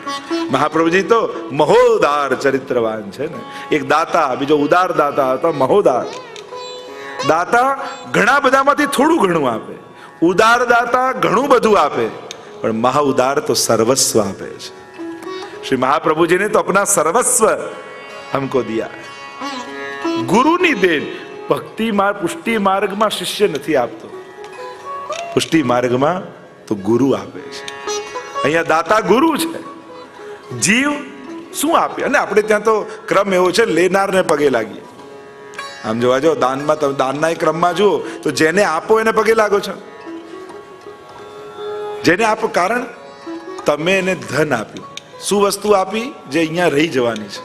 પણ એણે તમને લઈને શું આપ્યું? પુણ્ય આપ્યું, જે આવતા જન્મમાં એ કામ લાગવાનું છે. એટલે ખરેખર લેનારનું દાન આપનાર કરતા મોટું થઈ ગયું. એટલે ખરેખર તો લૌકિક દાનની વાત કરું છું, એમાં પણ આપીએ. એટલે જો કહેવાય કે અહીંયા ભેગું કરેલું અહીંયા જ રહી જવાનું છે, આપણે એમ કહીએ ને, કોઈની સાથે કઈ હોત. મારી પાસે ઉપાય છે કે તમે આ જન્મમાં ભેગું કરેલું સુખ આવતા જન્મમાં લઈ જઈ શકો, આવતા જન્મમાં ભોગવી શકો. બોલો, જોઈએ છે ઉપાય? એ તો બધાને એમ થાય કે આ આટલી મહેનત કરી, આખી જિંદગી કામ કર્યું, બધું ભેગું કર્યું અને બધું મૂકી જવાનું. છોકરાઓને કહી આટલું તમારા માટે મૂકી જવા. છોકરો કે તો લઈ જાઓ ને ભેગા, હું ક્યાં ના પાડું. અને કોઈ બેંક ઓફ બરોડા ઉપર બ્રાન્ચ ખોલે તો કોઈ મૂકીને જાય? બધા ટ્રાન્સફર ના કરી દે. તો અહીંયા ભેગું કરેલું લઈ જવાનો કોઈ ઉપાય નથી. એમ આપણે સાંભળીએ છીએ. મારી પાસે ઉપાય છે કે બધું આવતા જન્મમાં લઈ જવાય. અને એનો એક જ ઉપાય છે, તમારા ભેગા કરેલા સુખને પુણ્યમાં કન્વર્ટ કરી દો. જે સુખ ભેગું કર્યું એને સત્કાર્યમાં ઉપયોગ કરી એને પુણ્યમાં. જેમ અહીંયાથી અમેરિકા જવું હોય તો રૂપિયાને કેવા ડોલરમાં કન્વર્ટ કરી દો છો અને પછી લઈ જઈને વાપરો છો ને, ત્યાં ચાલે છે ને. એમ જ અહીંયા ભેગું કરેલું સુખ પુણ્યમાં કન્વર્ટ કરી દેશો તો અનેક જન્મો સુધી તમને સુખ આપતું રહેશે. મૂકી જશો તો કંઈ નહીં થાય, આપી જશો તો તમે સુખને પુણ્યમાં કન્વર્ટ કર્યું કહેવાય. અને એ પછી પુણ્ય તમારા ખાતામાં એવું જમા થશે, નહીં ઈચ્છો છતાંય સુખ આપતું રહેશે. તમે કહો હવે નથી જોઈતું, કે ના, તારા પુણ્યો છે, લેવું જ પડશે. જેમ દુઃખ પાપ દુઃખ છોડતા નથી, એમ પુણ્યો સુખથી પણ મુક્ત નહીં થવા દે, એ આપ્યા જ કરશે. અને એટલા માટે ભેગા કરેલું સુખ પુણ્યમાં કન્વર્ટ કરવા લાગો. જે આપ્યું એ તમારું છે, રહી ગયું એ બીજાનું ભાગ્ય છે. કારણ કે રહી ગયું એનું કર્મના સિદ્ધાંતમાં કાંઈ નથી. આપ્યું, ખર્ચ્યું એનું બધું જ છે. સારું કરશું તો સારું, ખરાબ તો ખરાબ. અને એટલા માટે એને પુણ્યમાં કન્વર્ટ કરી એને તમારું બનાવી લો. જે વસ્તુને તમે પુણ્યમાં કન્વર્ટ કરો છો એ તમારું થઈ જાય છે. અને એટલા માટે કાલથી શરૂ, બરાબર ને? હવે હવે રેડિયોમાં વાંધો નહીં આવે, 300 જણા અહીંયા જ થઈ જશે સત્સંગ કરાવવા. તો મૂળ વાત એ સુખને પુણ્યમાં કન્વર્ટ કરી. તો મહોદાર મહાપ્રભુજી તો એ સમય ઉદાર છે. સર્વસ્વ દાન તેણે સમય કરે શ્રી વલ્લભજી ઉદાર. આ સુકુમાર સુત, સુકુમારનો અર્થ ટીકામાં આચાર્યોએ કર્યો. સુ એટલે દેવતા, કુ એટલે પૃથ્વી, ને મા એટલે લક્ષ્મી. આ ત્રણેયને જે સુખ આપનારા છે, ત્રણેયનો સ્વીકાર કરનારા છે, એવા સુકુમાર સુત ઉદયો શ્રવણે સુની. કે આ સુકુમાર પ્રગટ થયા છે, સ્વયં પ્રભુ પ્રગટ થયા છે, એ સાંભળીને સર્વસ્વનું દાન કરે છે મહાપ્રભુ. આપણે ત્યાં તો પ્રસંગમાં આવે ને કે જ્યારે ઠાકોરજી પ્રસન્ન થાય એનાથી વધારે શું? પેલું ગિરધરજી ગિરધરજીને કડું આપી ગયા અને કહ્યું કે કઈ જરૂરી હોય ત્યારે વાપરજો. અને એકવાર દોંધી પદ ગાતા હતા અને નવનીતલાલ એટલા પ્રસન્ન થઈને તાલ આપે. ગિરધરજીને થયું આજે નવનીતલાલ કેટલા પ્રસન્ન છે, શું નોછાવર કરું? તો કડા કાઢીને નોછાવર કરીને દોંધીને આપી દીધું. પછી બહાર આવ્યા સેવામાંથી ત્યારે ચિંતા થઈ, અરે ગુસાઈજીએ તો કાકાજીએ તો કહ્યું હતું કઈ બહુ જરૂરી કામ હોય ત્યારે વાપરજો, અને મેં તો આપી દીધા. હવે કાકાજી પૂછશે તો શું જવાબ આપીશ? ગુસાઈજી પરદેશમાંથી પાછા પધાર્યા. ગભરાયેલા ગિરધરજીને જોયા, પૂછ્યું બાવા ચિંતામાં કેમ છો? કાકાજી એક અપરાધ થઈ ગયો. શું? આપ જે કડા આપીને કહીને ગયા હતા જરૂરી કામમાં ખર્ચજો, અને એકવાર દોંધી પદ ગાતા હતા, નવનીતલાલ એટલા પ્રસન્ન હતા, મેં નોછાવર કરીને આપી દીધા. ત્યારે ગુસાઈજીએ કહ્યું ખાલી કડા કેમ આપ્યા? જે આપણું બધું જ હતું એ બધું જ નોછાવર કરીને કેમ ના આપી દીધું? કારણ કે નવનીતલાલ પ્રસન્ન થાય એનાથી વિશેષ આપણા જીવનમાં બીજું કાંઈ નથી. આ બધું જ નોછાવર કરીને આપી દેવા જેવું હતું. પ્રભુ પ્રસન્ન થયા એનાથી અધિક બીજું શું હોય? આ ભાવ ગુસાઈજીનો. તો સુકુમાર સુત ઉદયો શ્રવણે સુની. અને હવે કોણ કોણ પ્રસન્ન થયા એનું વર્ણન કરતા ગોપાલદાસ કહે, આ પાતાળે શેષ નાગ રીજિયા, ઉપર ઇન્દ્રાદિક દેવ, આ તતખેવ સુણી નિશાન વજડાવ્યા. આ પાતાળે શેષનાગ રીજિયા. એક અર્થ તો એ કર્યો, શેષનાગ રીજ્યા. શેષનાગ કેમ પ્રસન્ન થયા? કારણ કે શેષજી નો અવતાર બલદેવજી, અને બલદેવજી સ્વરૂપ ગોપીનાથજી છે, અને પોતાના નાના ભાઈ રૂપે ઠાકોરજી પાછા પધાર્યા એટલા માટે પાતાળે શેષનાગ રીજ્યા. નહીં તો એમ થયું પૃથ્વી પર પ્રગટ થયા ગુસાઈજી, એમાં પાતાળમાં શું? એમાં શેષજીને શું? તો કહ્યું એ શેષજી ના નાના ભાઈ રૂપે, બલદેવજી રૂપના નાના ભાઈ રૂપે, ગોપીનાથજીના નાના ભાઈ રૂપે ગુસાઈજી પધાર્યા એટલે પાતાળે શેષનાગ રીજિયા. બીજો એક અર્થ એમ કર્યો, શેષનાગ શેષજી એ જે શેષજીનો અવતાર છે એ વાણીનો અવતાર છે. શેષ સહસ્ત્રમુખ નિષદિન ગાવત, એ સતત ભગવત ગુણગાન કરે છે અને ગુણગાન કરતા રહે ભગવાનના. તો જે પાખંડ મત ચાલ્યો હતો, જે શાસ્ત્રોના વિપરીત અર્થો થતા હતા, એને કારણે આ શાસ્ત્રોના દેવતા શેષજી પોતે દુઃખી હતા. અને એટલા માટે જ્યારે ગુસાઈજીને પ્રગટ થયેલા જોયા અને થયું કે હવે શાસ્ત્રોના સાચા અર્થ થશે, એટલા માટે પાતાળે શેષનાગ રીજિયા.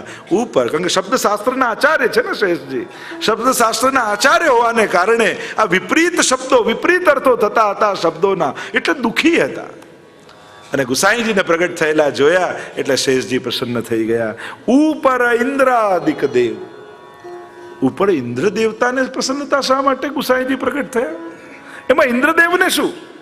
તો અર્થ કરતા કહ્યું કે ઇન્દ્ર એટલા માટે પ્રસન્ન થયા કે ઠાકોરજી જ્યારે જ્યારે બ્રાહ્મણ બનીને આવે છે ત્યારે મારું ઐશ્વર્ય વધી જાય છે.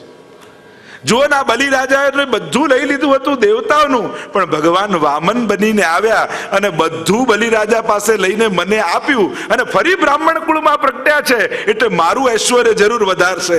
એટલા માટે ઉપર ઇન્દ્રાદિક દેવ, ઉપર ઇન્દ્ર દેવતા એટલે પ્રસન્ન થઈ ગયા કે હવે મારું ઐશ્વર્ય હજી વધી જશે. ફરી બ્રાહ્મણ કુળમાં પ્રગટ થયા છે. તત્ખેવ સુણી નિશાન વજણાવ્યા. અને તત જ્યારે પ્રાગટ્યના સમાચાર સાંભળ્યા અને દેવતાઓએ નિશાન વગાડ્યા છે અને કહેવા લાગ્યા, કહત સબનસો આવો રે સુંદર નિશાનો વાગે છે. અને આગળ વર્ણન કરતા કયા દેવતાઓ પ્રસન્ન થયા છે એનું વર્ણન કરતા કહ્યું, આ બ્રહ્મા મહાદેવ મુનિ વરખિયા કુસુમ સમૂહ. આ મોહ ટાળ્યો જગતના જીવનો. આ બ્રહ્મા મહાદેવ મુનિ હરખ્યા, આ ઇન્દ્ર દેવતા હરખ્યા. આ બધા દેવતાઓ કેમ પ્રસન્ન થયા? કારણ કે બધાને સારસ્વત કલ્પ યાદ આવી ગયું કે એ સમયે તો ઠાકોરજીને ઓળખ્યા નહીં અને એમની બધી પરીક્ષાઓ કરી ત્યારે દંડવત કરતા કરતા એમના ચરણમાં જવું પડ્યું. ઠાકોરજીના અપરાધો કર્યા, ઓળખી ન શક્યા. ઠાકોરજી અમારા ગર્વને હરી લીધા. તમે દશમસ્કરની કથા સાંભળો તો સર્વ દેવતાઓ નું દમન ઠાકોરજીએ કર્યું છે. વરુણદેવ હોય, કામદેવ હોય, બ્રહ્માજી હોય, ઇન્દ્રા, એટલે ઠાકોરજીનું એક નામ છે દેવ દમન શ્રીનાથજી. સર્વદેવ, કારણ કે આ દેવતાઓ પોતાને ભગવાન માનવા લાગેલા. જ્યારે એમનો પ્રભાવ, ઐશ્વર્ય, સત્તા થઈ તો પોતાને માનવા લાગેલા. એટલે ઠાકોરજીએ દમન કરી એમને દેવતા પદ યાદ અપાવ્યું કે તમે દેવતા છો અને મારી કૃપાને કારણે તમને આ પદ મળ્યું છે અને આ શક્તિઓ મળી છે. તમે ભગવાન નથી. કારણ કે આ દેવતાઓ ભગવાન પણ આ પૃથ્વી પર પ્રસ્થાપિત કરી રહ્યા હતા. તો ત્યારે ઠાકોરજી દમન કર્યું. ત્યારે આ બધા દેવતાઓ ગુસાઈજીનું પ્રાગટ્ય સાંભળતા પહેલા જ હરખી ગયા અને વરખ્યા કુસુમને સમૂહ પુષ્પ વર્ષા કરવા લાગ્યા. એટલે કે પુષ્પ વર્ષા કરીને ઠાકોરજીને સંકેત કરે છે કે આ પ્રાગટ્યમાં તો પહેલેથી અમે આપને ઓળખીને વંદન કરી લઈએ છીએ, હવે શંકા નથી. એટલે માટે કહ્યું, આ બ્રહ્મા મહાદેવ મુનિ હરખ્યા વરખ્યા કુસુમને સમૂહ. આ મોહ ટાળ્યો જગતના જીવનો. કારણ કે જે મોહ બ્રહ્માજી આદિને થયો હતો, મોટા મોટા દેવતાઓને મોહ થઈ ગયો કે આ ભગવાન હોય, આ ગોપોનું એઠું ખાનારો. પણ પરમાનંદ દાસજી તો કે પરમાનંદ પ્રભુ હમ સબ જાનત તુમ ત્રિભુવન કે ભૂ. આ દેવતાઓને ભલે મોહ થાય, ભક્તોને મોહ થતો નથી. એટલે પહેલેથી ગુસાઈજીના પ્રાગટ્ય સમયે આ સઘળા દેવતાઓ આવી અને પ્રસન્ન થઈને પુષ્પ વર્ષા કરે છે અને મોહ ટાળ્યો જગતના જીવનો. સમસ્ત જીવના મોહ ટાળી અને ગુસાઈજીના સ્વરૂપનો પરિચય કરાવ્યો છે. અને આગળ વર્ણન કરતા કહ્યું, આ સિદ્ધ ગાંધર્વ ગુણી અપ્સરા ઉલટિયા નૃત્યને નાદ. આહલાદ ભર્યા શ્રી વલ્લભજીએ માન્યા. આ સિદ્ધ ગાંધર્વ ગુણી અપ્સરા ઉલટિયા નૃત્યને નાદ. કોણ કોણ પ્રસન્ન થયું? કેવલ દેવતાઓ જ નહીં, સિદ્ધો, ગાંધર્વો જે દેવતાઓના ગાયકો છે, ગુણીજનો, અપ્સરાઓ પ્રસન્ન થવા લાગી. આ તો કલાનિધિ પ્રગટ થયા છે, અમારી કલા સમર્પિત કરીએ. અપ્સરાઓ નૃત્ય કરવા લાગી. કારણ કે આ તો સકલ કલા ગુણ નિધાન છે. આપ તો સકલ ગીત સંગીત સાગર છે કે જેમાંથી આ બધું નાદ પ્રગટ થયું એ બ્રહ્મ પોતે પ્રગટ થયો છે. જેનાથી આ કલાઓ સેવ્ય માનમ કલાનિધિ, એ સર્વ કલાઓ જેમાંથી પ્રગટ થઈ છે એ પ્રભુ પધાર્યા છે. લાવો અમારી કલા એમને સમર્પિત કરી દઈએ. એ તો ગુસાઈનો પ્રસંગ આવે, તાનસેન આવ્યા, 500 સોનામાંનો થાળ આપીને ઉપર કોડી મૂકીને આપી. તાનસેને કહ્યું, મહારાજ આ કોડી શા માટે? તમારું સંગીત તો ઉત્તમ છે, એનું ઇનામ 500 સોનામાં, પણ ભગવાનના યશનો ગાન એમાં નથી, એટલા અમારા માટે તો કોડી બરાબર છે. કારણ કે એમાં પ્રભુનો વિમલ યશ નથી. તો આવા ગીત સંગીત સાગર, આ ગીત સંગીતને પણ ભક્તિ બનાવી દીધી છે ગુસાઈજી. તો એટલા માટે અપ્સરાઓ નૃત્ય કરી રહી છે. આહલાદ ભર્યા શ્રી વલ્લભજીએ માન્યા. અને આગળ ગાન કરતા કહે, આ નિગમ સામ શાખા સહસ્ત્ર શું કરે ભલા નિર્ઘોષ. આ ઘોષપતિ ભગવંત ભેટતા. આ નિગમ શામ શાખા સહસ્ત્ર શાખાથી શામ વેદનું ગાન થઈ રહ્યું છે. કરે રે ભલા નિર્ઘોષ, ઊંચા સ્વરથી વેદો બ્રાહ્મણો ગાઈ રહ્યા છે. કારણ આ સ્વયં વેદમાં વર્ણવેલા બ્રહ્મ પોતે પધારેલા છે. એટલે વેદની સ્તુતિઓ થઈ રહી છે. આ ઘોષમતી ભગવંતી ભગવદીયા ભાગ્યવંત ભેટતા. અને આ વ્રજના નિધિ, વ્રજના અધિપતિ ઘોષપતિ આ પદ પ્રગટ્યા છે એટલે સર્વ ભગવદીઓના હૃદયમાં આનંદ છે. અને આગળ વર્ણન કરતા કહે, આ વેદ વિહિત કૃત્ય સર્વે કીધા દીધા બહુ પેરે રે ગોદાન. આ માનસુ સ્વજન સંતોષિયા. આ વેદ વિદિત કૃત્ય સર્વે કીધા. અને આપણે ત્યાં જે જાતકર્માદિ સંસ્કારો છે, વેદ વેદ જે કૃત્યો છે એ સર્વે મહાપ્રભુજી કર્યા. કારણ કે મહાપ્રભુજી તો વેદ પાર્ગ કર્મ માર્ગ પ્રવર્તક છે. આપણે ત્યાં વેદ નિષેધ ભક્તિ નથી. એટલે વેદમાં બતાવેલા જે પણ વિધાનો છે એ જ્યાં સુધી દેહ બુદ્ધિ છે ત્યાં સુધી કરવા જ. જ્યારે ભગવાનમાં નિરોધ થઈ જાય અને દેહ બુદ્ધિ સમાપ્ત થઈ જાય ત્યારે જુદી વાત છે. પણ વેદના કર્મોનું ઉલ્લંઘન નહીં કરવું આપણે ત્યાં સ્વીકાર છે. આપણે વલ્લભકુલને ત્યાં પણ સર્વ વેદિક વિધિઓ થાય છે. અને એટલા માટે વેદનો વિરોધ નહીં કરવો, એ પણ ભગવદ રૂપ છે, વેદ સ્વીકૃત છે. અને એટલા માટે જે વેદની વિધિ હોય સર્વે માનવી. મહાપ્રભુજી સર્વ વિધિઓને માને છે. એટલા માટે એકવાર સંધ્યાવંદન કરતા હતા અને વૈષ્ણવે પૂછ્યું કે જયરાજ, આપ તો ભક્તિ માર્ગના આચાર્ય છો, પછી આમ સંધ્યાવંદન ને કર્મકાંડ કેમ કરો છો? મહાપ્રભુજીએ કહ્યું, ભક્તિ માર્ગ એ તો ફૂલોનો બગીચો છે અને કર્મકાંડ એની કાંટાની વાડ છે. જો વાડ ન કરીએ ને તો કોઈ પણ આવીને બગીચો બગાડી જાય. એટલે અમારા ભક્તિની રક્ષા માટે અમે આ બધી વેદ વિધિઓ કરીએ છીએ. અને એટલા માટે ભક્તિને સહાયક એને કારણે મારા પર કૃપા થશે એમ નહીં, આ કરવાથી ઠાકોરજી પ્રસન્ન થશે એવો ભાવ રાખીને વૈદિક વિધિઓ કરી. પણ આને કારણે મારું કલ્યાણ થઈ જશે, આને કારણે હું સુખી થઈ જઈશ, આને કારણે મારો ઉદ્ધાર થઈ જશે, એ ભાવ રાખવો એને આશ્રય છે. પણ મહાપ્રભુજીની આજ્ઞાને હું પાળું છું એવો ભાવ રાખીને વૈદિક વિધિઓ કરવી. તો વેદ વિદિત કૃત્ય સર્વે કીધા. મહાપ્રભુજી સર્વે જે જાતકર્મ આદિ સંસ્કારો, નામકરણ આદિ સંસ્કારો જે બધા છે એ બધી જ આપણે ત્યાં 16 સંસ્કારો માનવામાં આવે છે. તો અહીંયા વેદ વિદ સર્વે કૃત્યો કર્યા. દીધા બહુ પેરે ગૌદાન. અને જ્યારે બહુ આનંદ યા ઉત્તમ કર્મ સૌથી શ્રેષ્ઠ પુણ્યોમાં, જેમ આપણે ત્યાં ભૂમિદાન છે, સુવર્ણ દાન છે, એમ એક શ્રેષ્ઠ દાન આપણે ત્યાં કહ્યું છે એ છે ગૌદાન. કહેવાય કે દરેક વૈષ્ણવે જીવનમાં એકવાર ગૌદાન જરૂર કરવું. અને કદાચ ગૌદાન ન કરી શકો તો જ્યાં ગૌશાળામાં ઉત્તમ રીતે સેવા થતી હોય ત્યાં જઈને કોઈ પણ ગાયની સેવા યત્કિંચિત જે પણ બને જરૂર કરવી જોઈએ. આપણે ત્યાં બહુ જ મોટું પુણ્ય ગૌદાન અને ગૌ સેવાનું માનવામાં આવે છે. અને એટલા માટે જીવનમાં જ્યાં બી થાય, જ્યાં તમને પરિચિત હોય, જ્યાં વ્યવસ્થિત થતું હોય ત્યાં કાર્ય કરવું. સંસ્થાઓને પણ જોવી જે ઉત્તમ રીતે કાર્ય કરતું. ઘણીવાર સંસ્થાઓમાં વહીવટી ખર્ચ જ એટલો મોટો હોય છે કે જે ઉદ્દેશ્યથી આપણે આપ્યું હોય તો ત્યાં પહોંચે જ નહીં.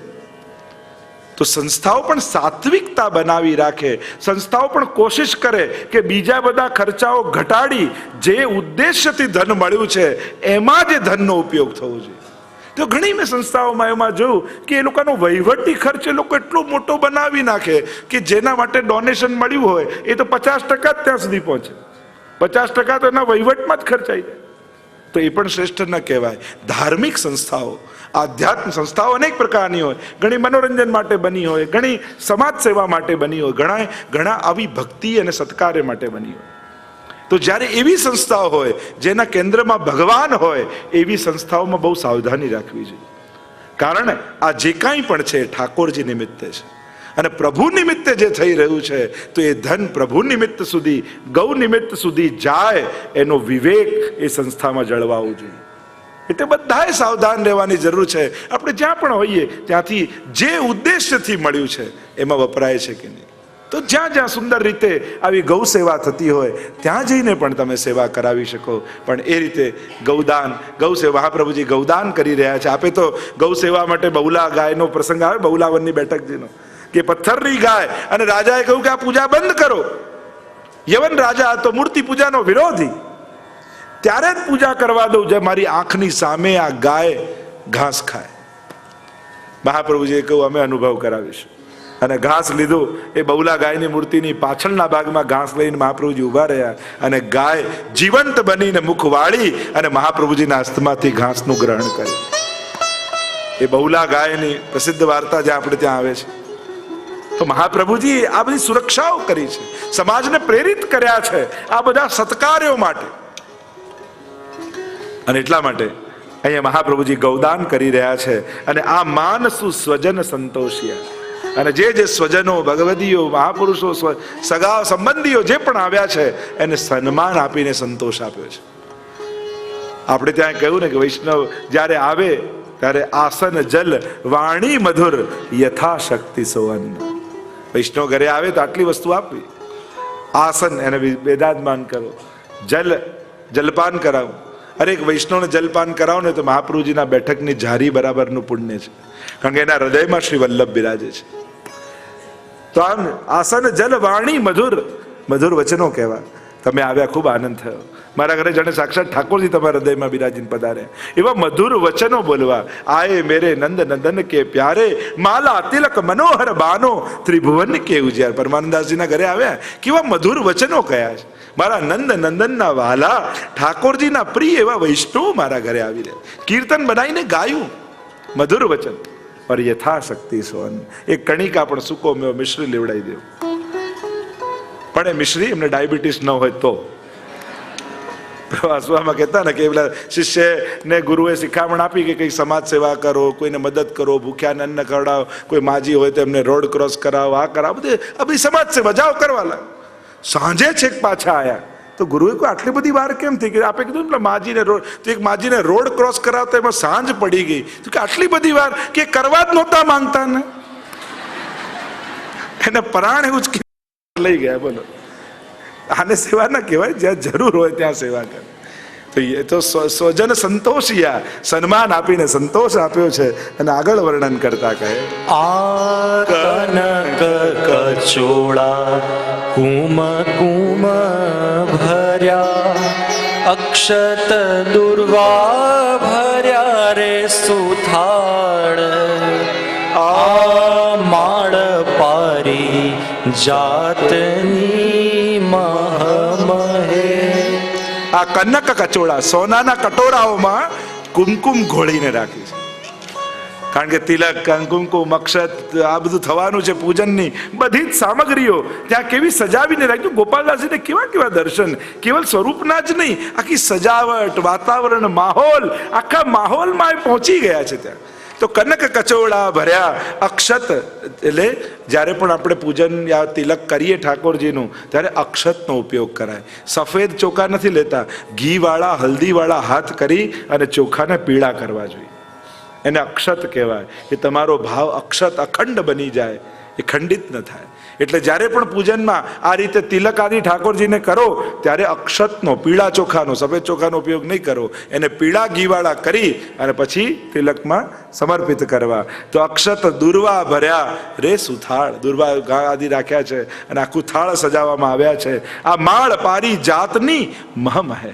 અને પારિજાતના સુંદર તાજા પુષ્પોની માળાઓ એમાં છે અને મહમહે, સુગંધી રહી છે. એટલે ગોપાલદાસની તો એની સુગંધ પણ આવે છે. જો શબ્દ, સ્પર્શ, રૂપ, રસ અને ગંધ આ પાંચે દ્વારા કૃપા થઈ રહી છે. ગોપાલદાસ પર આ પાંચે દ્વારા કૃપા થઈ રહી છે કે પારિજાતની માળા મહમહે, સુગંધિત થઈ રહી છે. અને આગળ વર્ણન કરતા કેવી સજાવટ કરે. આ તોરણ પર્ણ સહકારના,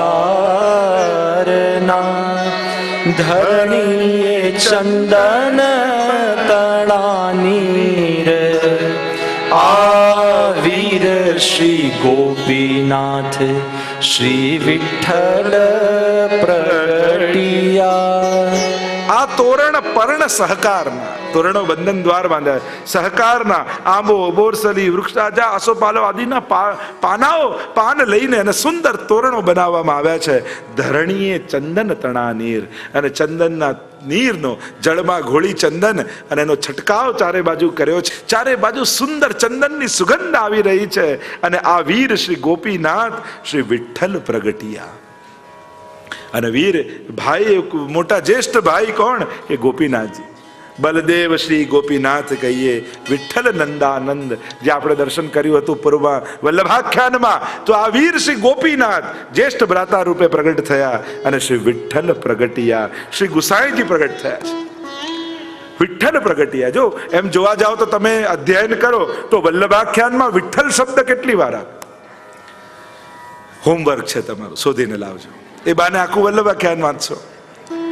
પણ નામ રત્નાખ્યાન સ્તોત્ર તમને આપવામાં આવ્યું છે, એમાં પહેલું નામ શ્રી વિઠ્ઠલ છે. કદાચ એનો સમય એટલો નહીં રહે એટલે આને સાંકળી લઉં છું. તો શ્રી વિઠ્ઠલ પહેલું નામ કહ્યું તો વિઠ્ઠલ શું? શ્રી વિઠ્ઠલ પ્રથમ નામ રત્નાખ્યાનમાં શ્રી રઘુનાથજી ઉચ્ચાર કર્યો છે. શ્રી વિઠ્ઠલ નામનો ભાવ બતાવ્યો. એક અર્થ તો કર્યો વિઠ્ઠલ, જે અજ્ઞાનના અંધકારમાંથી પ્રકાશ તરફ લઈ જાય એ વિઠ્ઠલ, લાતી અંધકારમાંથી પ્રકાશ તરફ લઈ જાય એ વિઠ્ઠલ. અને આધિદૈવિક નામનું સ્વરૂપ બતાવતા કહ્યું કે આ શ્રી વિઠ્ઠલ નો અર્થ શ્રી એટલે લક્ષ્મી રૂપા સ્વામીજી, વિદ એટલે શ્રુતિ રૂપા જ્ઞાન રૂપા ચંદ્રાવલીજી, ઠ એટલે જે જ્ઞાન શૂન્ય એ કુમારિકાઓ જે લલિતાજી, અને લાતી અને જે અજ્ઞાની પણ સ્વીકારી લે એ શ્રી યમુનાજી. એમ કેવલ શ્રી વિઠ્ઠલ નામમાં ચારેય યુથ બિરાજમાન છે. આ નામનું આધિદૈવિક સ્વરૂપ. આપણે ત્યાં તો વાર્તા પ્રસંગમાં આવે ને કે પેલા એક સાવ ગામડાના અભણ બેન આવ્યા ગુસાઈજી પાસે, મારે નામ કંઠી લેવી છે. ગુસાઈજીએ કહ્યું, બોલ શ્રી કૃષ્ણ શરણમ મમ. અરે પેલાની જીભ જ ન વળે, નીકળે જ નહીં મુખમાંથી. ફરી કહ્યું, બોલ શ્રી કૃષ્ણ શરણમ મમ. બોલી જ ન શકે. એટલે ગુસાઈજી કે તને મારું નામ આવડે છે? હા, એ આવડે છે. તો કે 3 વાર બોલી જાય ને કંઠી પહેરાવી દીધી. તો આપણનું નામ એ વિઠ્ઠલ સાક્ષાત પુરુષોત્તમ રૂપ છે, એ સાધારણ નથી. વિઠ્ઠલ નામના અનેક ભાવ આપણે ત્યાં આચાર્ય ચરણે બતાવ્યા. ગોપાલદાસજી વંદુ શ્રી વિઠ્ઠલ વર સુંદર નવ ઘનશ્યામ તમાલ, જગતી તલ ઉદ્ધાર કરવા પ્રગટ્યા પરમ દયાલ. ત્યાં નિસ્સાધન જનહિત કરવા શ્રીનાથ વિઠ્ઠલ આવ્યા. એવા વિઠ્ઠલ શબ્દને ગોતી લાવજો વલ્લભાખ્યાનમાં. કેટલી વાર પ્રયોગ કર્યો ગોપાલદાસજી. અને વારે ઘડીએ વિઠ્ઠલ વિઠ્ઠલ વિઠ્ઠલ શબ્દનો પ્રયોગ કેમ થાય છે? તો આમ ચારે નામ બિરાજમાન છે. તો શ્રી વિઠ્ઠલ પ્રગટિયા અને આગળ વર્ણન કરતા કહ્યું, આ દધી દૂધ ધ્રુત મધુ માંડવે, શેરડીએ વહે રે સુગંધ, આ સુગંધે મોહ્યા અલિકુલ આવ્યા. આ દધી દૂધ ધ્રુત મધુ માંડવે પંચામૃતની ભાવ છે ને આપણે ત્યાં. જો પ્રાગટ્યતા પંચામૃત નથી થતું, આ પંચામૃત ગણાવ્યું. પંચામૃતમાં કઈ કઈ વસ્તુ હોય? દૂધ, દહીં, ઘી, બુરું અને શહેદ. અને શેરડીએ વહે રે સુગંધ, અને શેરડીમાંથી સાકર બને ને, બુરો બને. એટલે શેરડીએ વહે રે સુગંધ, આ સુગંધે મોહ્યા અલિકુલ આવ્યા. અને આ સુગંધ એવી પંચામૃતની, જ્યારે પ્રભુ પધાર્યા છે, પંચામૃત વંટાઈ રહ્યા છે, પંચામૃતથી સ્નાન થઈ રહ્યા છે, અને એની દિવ્ય સુગંધ ચારે બાજુ થઈ રહી છે. તે જે તાજું કમળ ખીલે ને એવી સુગંધ કેવી ફેલાય, એટલે ભ્રમર ગોતતો ગોતતો આવી જાય. એમાં અલિકુલ આવ્યા. એક ભાવ તો અલિકુલ એટલે ભ્રમરો જ ભક્તો છે. અને મુખ કમલને જોઈ અને આ ભ્રમરો એટલે કે ભક્તો રૂપી ભ્રમરો આવીને ગુંજે છે. અલિકુલ આવ્યા છે, પણ ગાતા નથી કહે. ત્યાં તો કહે કે ભ્રમર કરે ગુંજાર. પ્રથમ આખ્યાનમાં તો કહ્યું છે ત્યાં ગુંજાર કરે છે, શબ્દ કરે છે. પણ અહીંયા તો આવી ગયા અને ચારે બાજુ ફરવા લાગ્યા. અને આ સુત માગજન આવ્યા અને વર્ણન કરતા ગોપાલદાસ કહે, આ સુત માગધ સાધુ સર્વે મળ્યા તે માહો માહે, આ ઉત્સાહ ભર્યા કોને જાણે નહીં. આ સુત એટલે કવિજનો, ઉત્તમ કવિજનો આવ્યા. સુંદર ગીતો ગાવા લાગ્યા, બનાવીને સુંદર મંગલ ગાન કરવા લાગ્યા.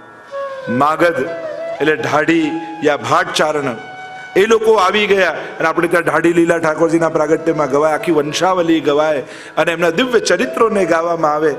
હા, અને આ રીતે શુદ્ધ માગધ સાધુ સર્વે મળ્યા, સાધુ આવ્યા અને મળ્યા તે માહો માય એટલા પ્રસન્ન થાય, એકબીજાને ભેટે છે, આનંદ કરે, વધાઈ છે, વધાઈ છે, વધાઈ. ચારે બાજુ આ એકબીજાને લોકો વધાઈ આપી રહ્યા છે.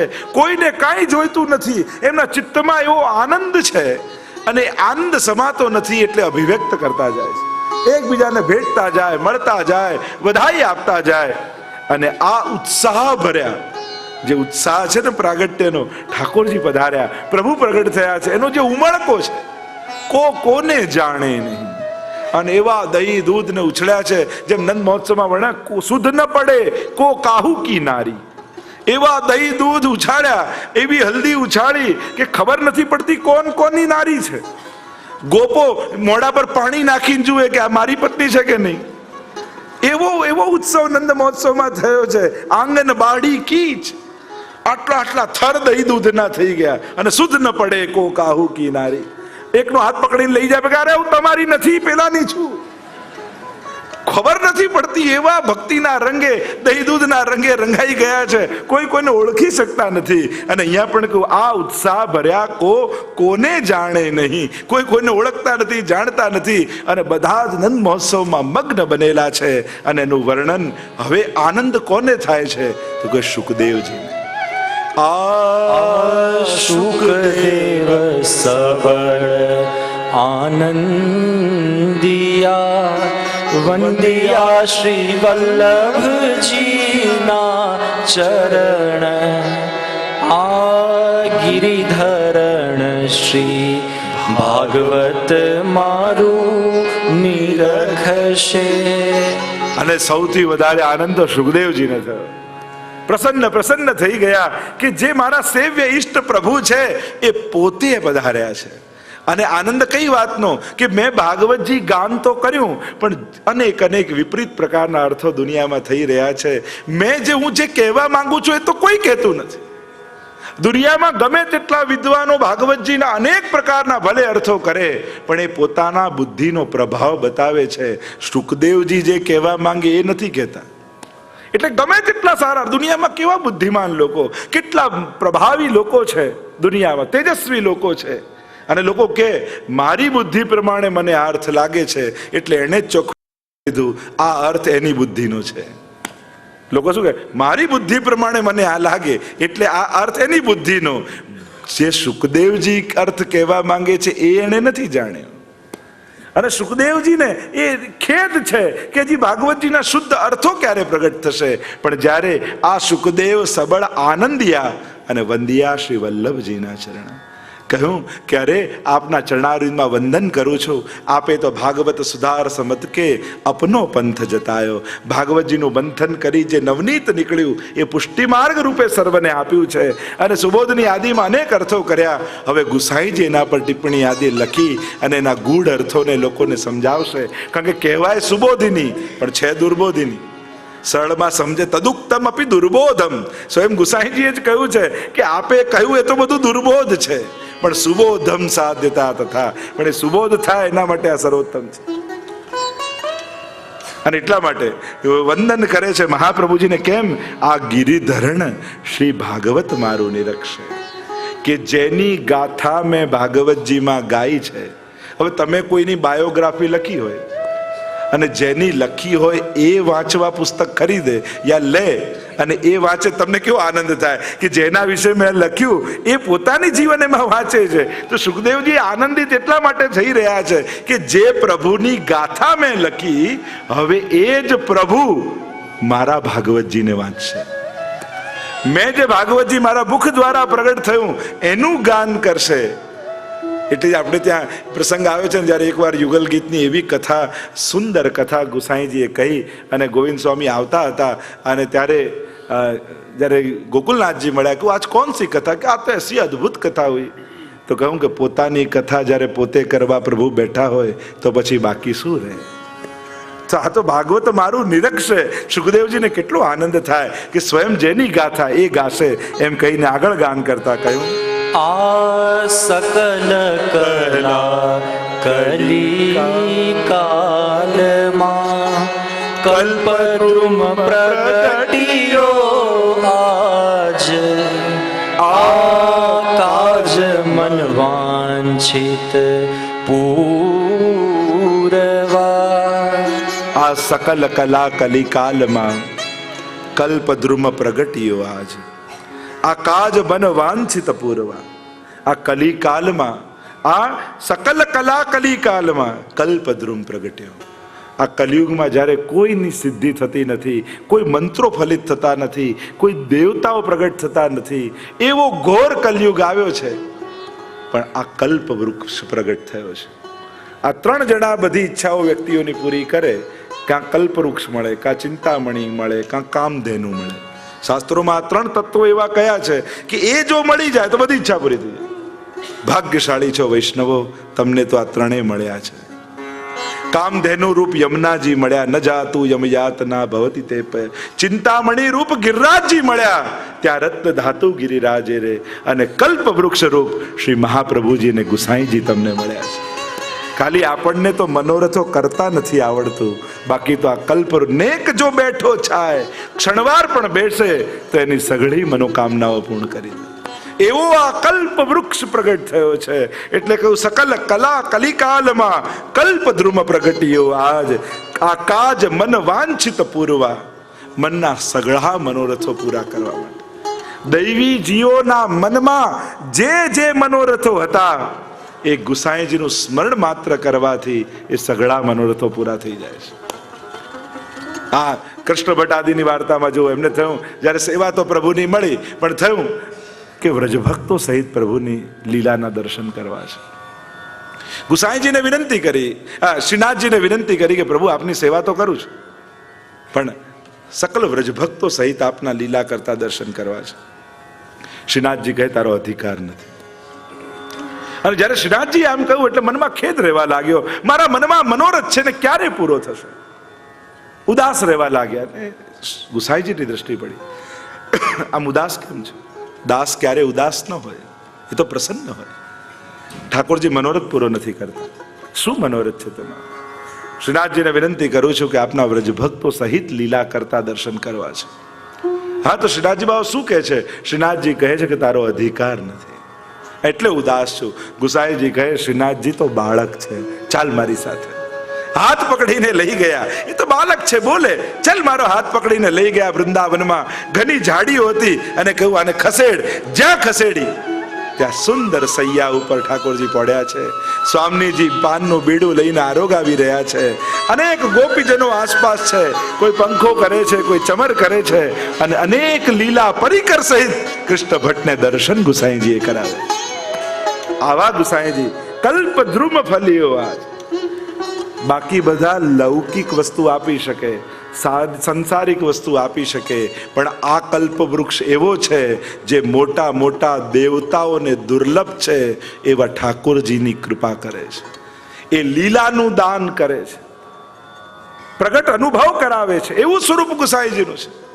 અને એટલે જ જ્યારે સર્વોત્તમ સ્તોત્રની ટીકામાં ગોકુલનાથજી ટીકા લખે, નત્વા પિતૃ પદાંબોજ સર્વાભિષ્ટ પ્રદાયક. વંદન કરતા કહે છે આ તો સર્વ અભિષ્ટ આપનારા છે.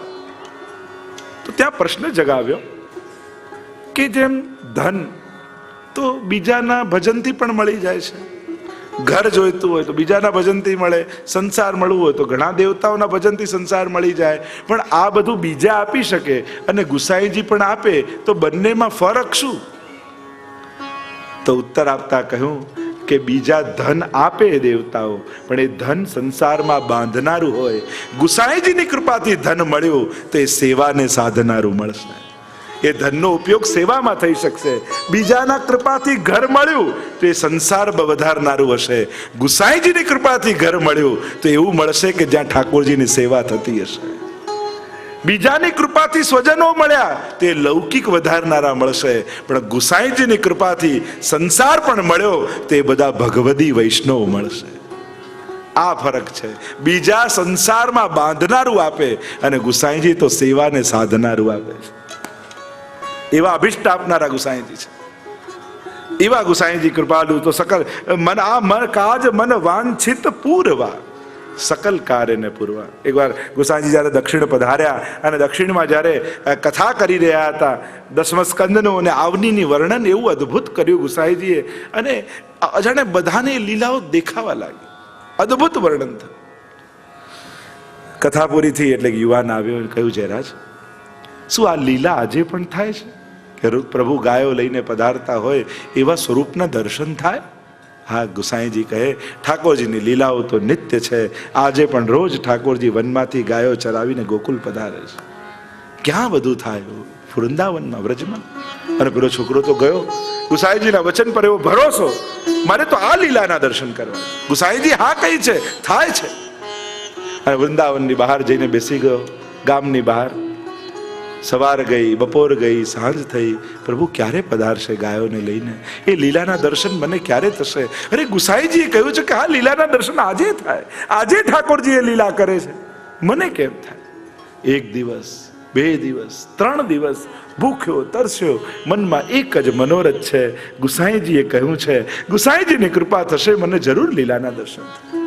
ઠાકોરજી વિચાર કરે, આ તો ગુસાઈજીના વચન પર ભરોસો રાખીને બેઠો છે. ભૂખો તરસો મારા દર્શન કરવા, અને ગુસાઈજીના વચન હું ક્યારે નિરર્થક ન જવા દઉં. 3જા દિવસની સાંજ પડી અને દૂરથી મોટી મોટી ગાયોના ગળામાં બાંધેલી ઘંટડીના શોર સંભળાયા. ટન ટન ટન ટન. ઊભો થઈ ગયો. અરે, નંદાલયની મોટી મોટી ગાયો, જેવી ગાયોનું વર્ણન ગુસાઈજીએ કર્યું હતું, આ તો એવી જ ગાયો છે. એ જ સોનાના શિંગડા, સોનાની ઘંટડી, સુંદર શણગારેલી ઠાકોરજીના થાપા લાગ્યા છે, કોઈકના માથે મોરપીંછ બાંધ્યા છે. જેવા વર્ણન ગુસાઈજીએ કર્યા હતા, આ તો એવી જ ગાયો. તો જો ગાયો આવી તો પાછળ પાછળ ઠાકોરજી પણ આવતા. અને દૂરથી વેણોનો નાદ સંભળાયો. ઊભો થઈ ગયો. અરે, જેવું ગુસાઈજીએ નાદનું વર્ણન કર્યું હતું, આ તો એવે જ વેણું વાગી રહી છે. તો ચોક્કસ પ્રભુ પધારશે. અને ગાયોના ઝુંડના ઝુંડ એ બાળક, એ યુવાનની આસપાસેથી નીકળ્યા, અને જ્યાં ગાયો ખસી અને સાક્ષાત ઠાકોરજી મધ્યમાં દેખાયા. અને એ ઠાકોરજીનું જેવું વર્ણન ગુસાઈજીએ કર્યું હતું, જેવા શૃંગાર, જેવા વસ્ત્ર, જેવા આભરણ, આબેહૂબ એવા જ વસ્ત્ર શૃંગાર ધારણ કરી ઠાકોરજી સામે પ્રગટ થઈ ગયા. અને ગાયોને હટક હટક ચલાવતા, હિયો હિયો કરીને લઈ જતા. આખું ઝુંડ ગાયનું આગળ જાય, અને પ્રભુ એની પાસેથી પસાર થયા. ઊભા રહી ગયા ઠાકોરજી. વળીને દૃષ્ટિ કરી એ યુવાન સામે. તું ગુસાईजी को सेवक है ना? हाँ प्रभु, मैं गुसाईजी को सेवक हूं. और गुसाईजी ने आज्ञा करी थी कि ऐसी लीला के तो कुछ दर्शन होंगे. और देखो प्रभु, आपने कृपा करी है. ठाकुर जी ने कही, हाँ, मैं गुसाई जी के वचन सुबंध कर ही तो को दर्शन देवे आयो.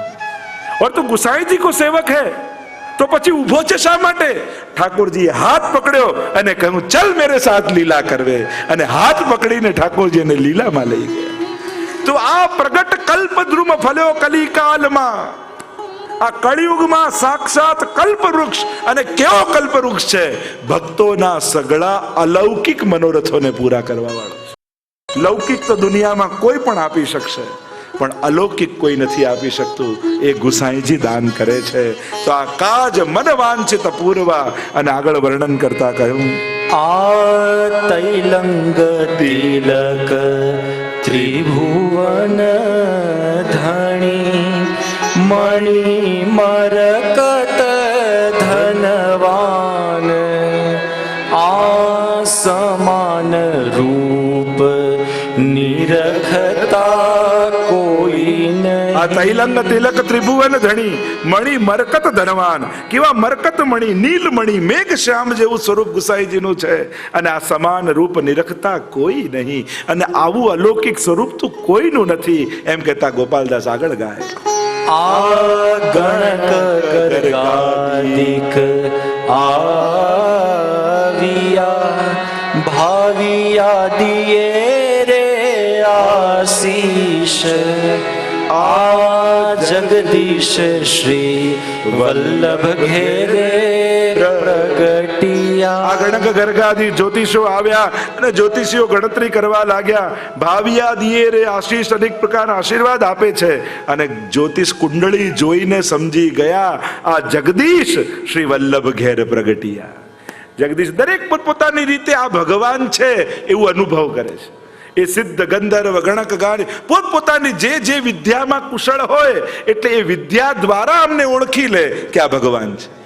અને એટલા માટે જ્યોતિષો કુંડળી જોઈને, તો એમણે કુંડળી જોઈને કહ્યું કે આવા ગ્રહ તો ભગવાન સિવાય બીજા કોઈના યોગ ન હોય. એટલે કહ્યું આ જગદીશ શ્રી વલ્લભ ઘેર પ્રગટિયા એમ કહીને આગળ ગાન કરતા કહે, આધવલ ધના શ્રી ગાન જે કરે, ઉચ્ચરે શ્રી વિઠ્ઠલજી અવતાર, આ સારસ્વત લીલા તે જન લહે.